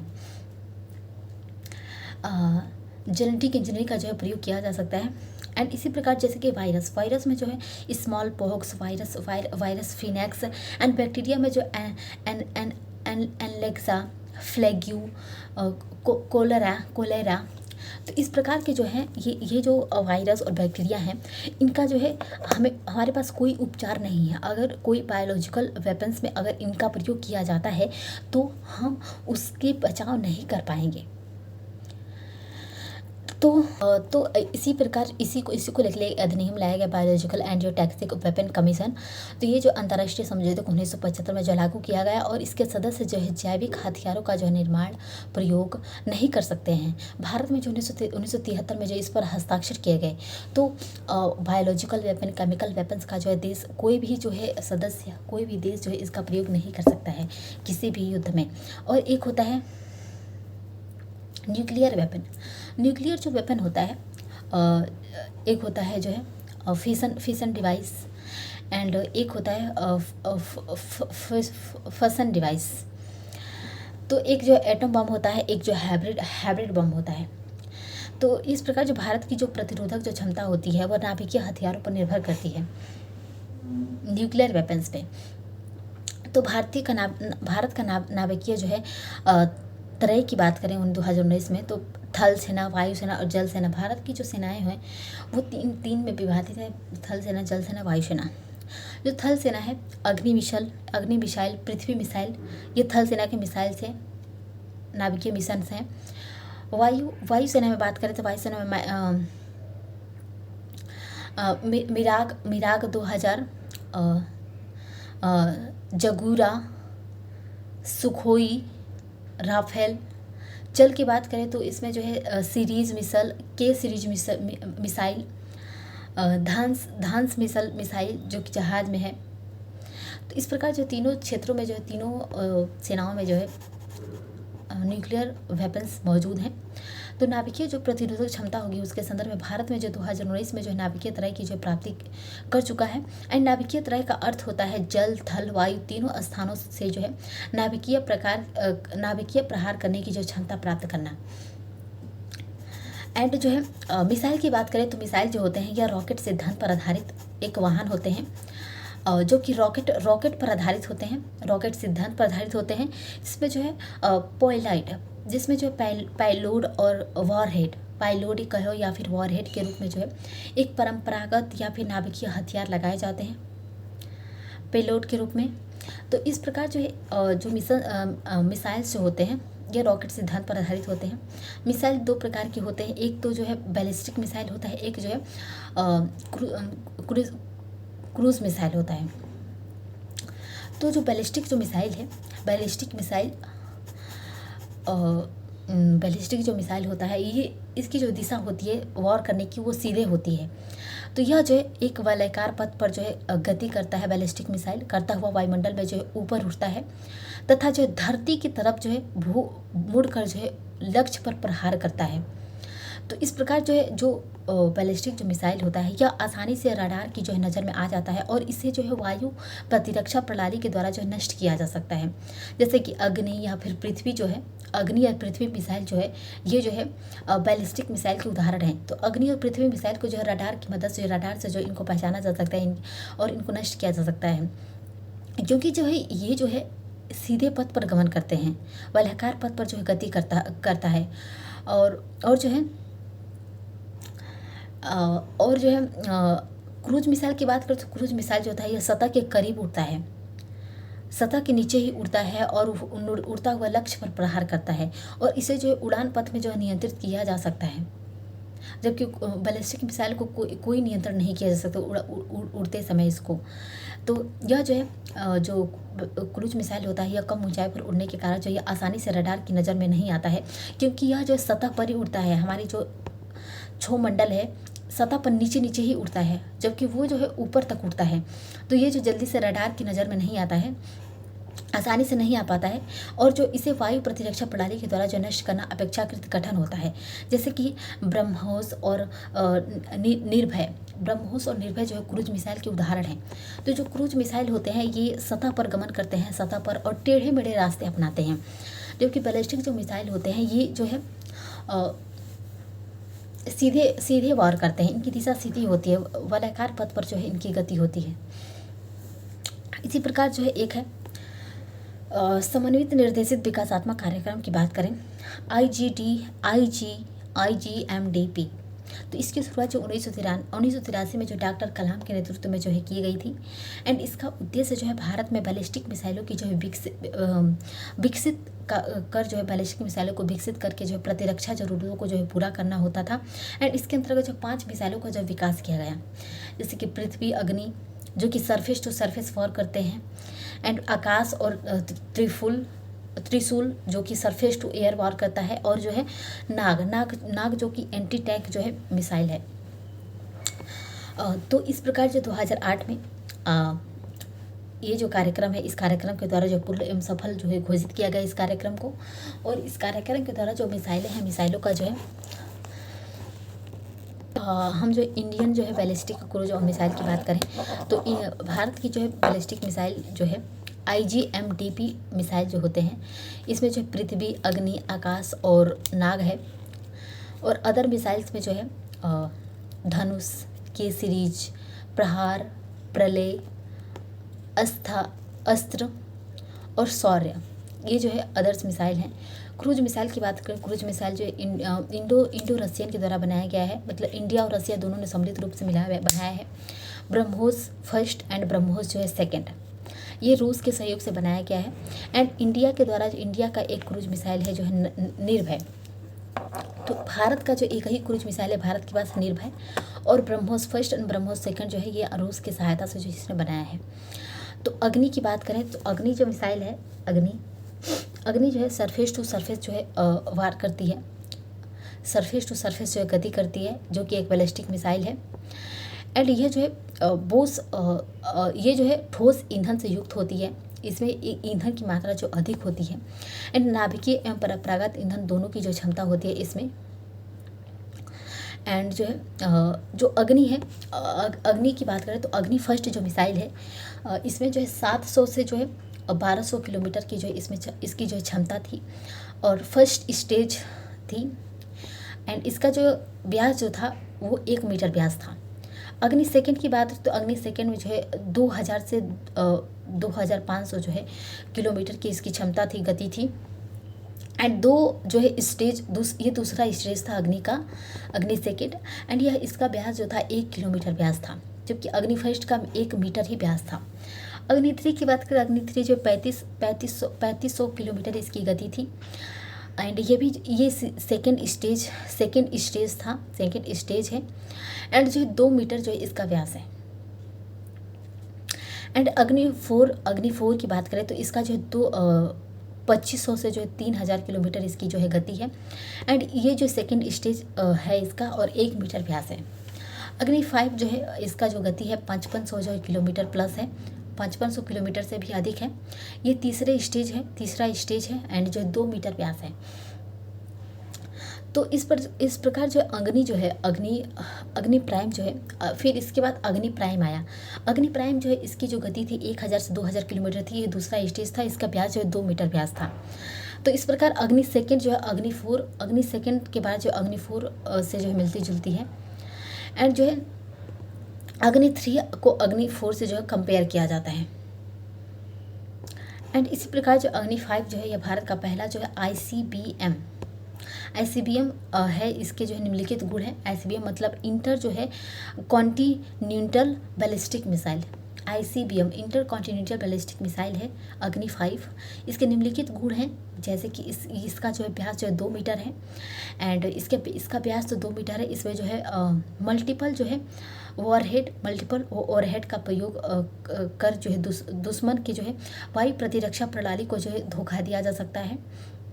एंड इसमें जो ठोस ईंधन से युक्त होने के कारण जो इसे मोबाइल जो है लॉन्चर से जो आसानी से जो है इसको दागा जा सकता है। युद्ध के क्षेत्र में जो है इसकी जो है स्थिति जो है लगातार बदली जा सकती है, तथा दुश्मन पर जो अप्रत्याशित हमला किया जा सकता है।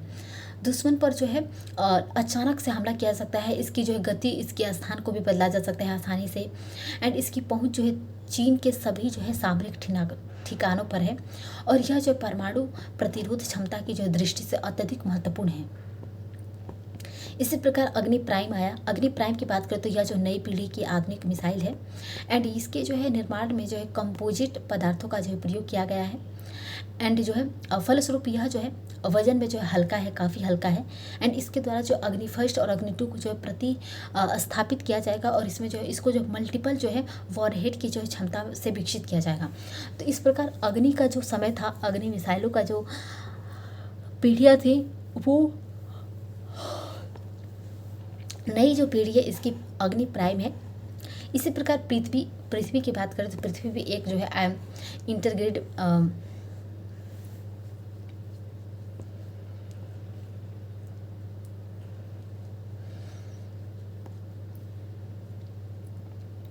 पृथ्वी भी जो सरफेस टू सरफेस जो वॉर करती है, यह जो तरल ईंधन से युक्त है, जबकि अग्नि जो थी वो ठोस ईंधन से युक्त थी, ये तरल ईंधन से युक्त है। नाभिकीय और परंपरागत हथियार है।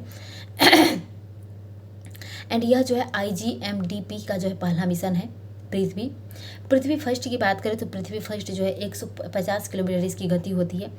ये इसका पहला चरण होता है, पहला चरण है। पृथ्वी 2 जो है इसकी 250 से 350 किलोमीटर गति है, यह एक चरण स्टेज फर्स्ट है। एंड पृथ्वी 3 जो है 350 किलोमीटर है, ये जो दूसरा चरण है। तो इस प्रकार जो DRDO ने जो पृथ्वी फर्स्ट की जो है प्रतिस्थापना के रूप में जो प्रहार मिसाइल का जो है विकास किया। एंड जो ठोस ईंधन से युक्त जो है मिसाइल प्रणाली है प्रहार, एंड जो है और इसकी जो है मारक जो क्षमता होगी 150 किलोमीटर है। एंड प्रहार जो है ठोस ईंधन से भी युक्त है। प्रहार के संस्करण की बात करें तो इसकी जो प्रगति जो थी एक्सपोर्ट मिशन के द्वारा की गई, एक्सपोर्ट वर्जन के द्वारा की गई। प्रहार जो है एक्सटर्नरी वर्जन पर आधारित है, जिसकी जो क्षमता जो है 200 लगभग जो है 200 किलोमीटर की है। एंड इसकी बात करें तो धनुष जो है यह पृथ्वी का जो है एक नौसेना संस्करण है। इसे जो जहाज़ों से जो है प्रक्षेपित किया जा सकता है, और इसकी जो मारक जो क्षमता है वो 250 किलोमीटर है, और यह जो परमाणु हमला करने में जो काफ़ी सक्षम है धनुष। तो इसी प्रकार जो है भारत की मिसाइलों का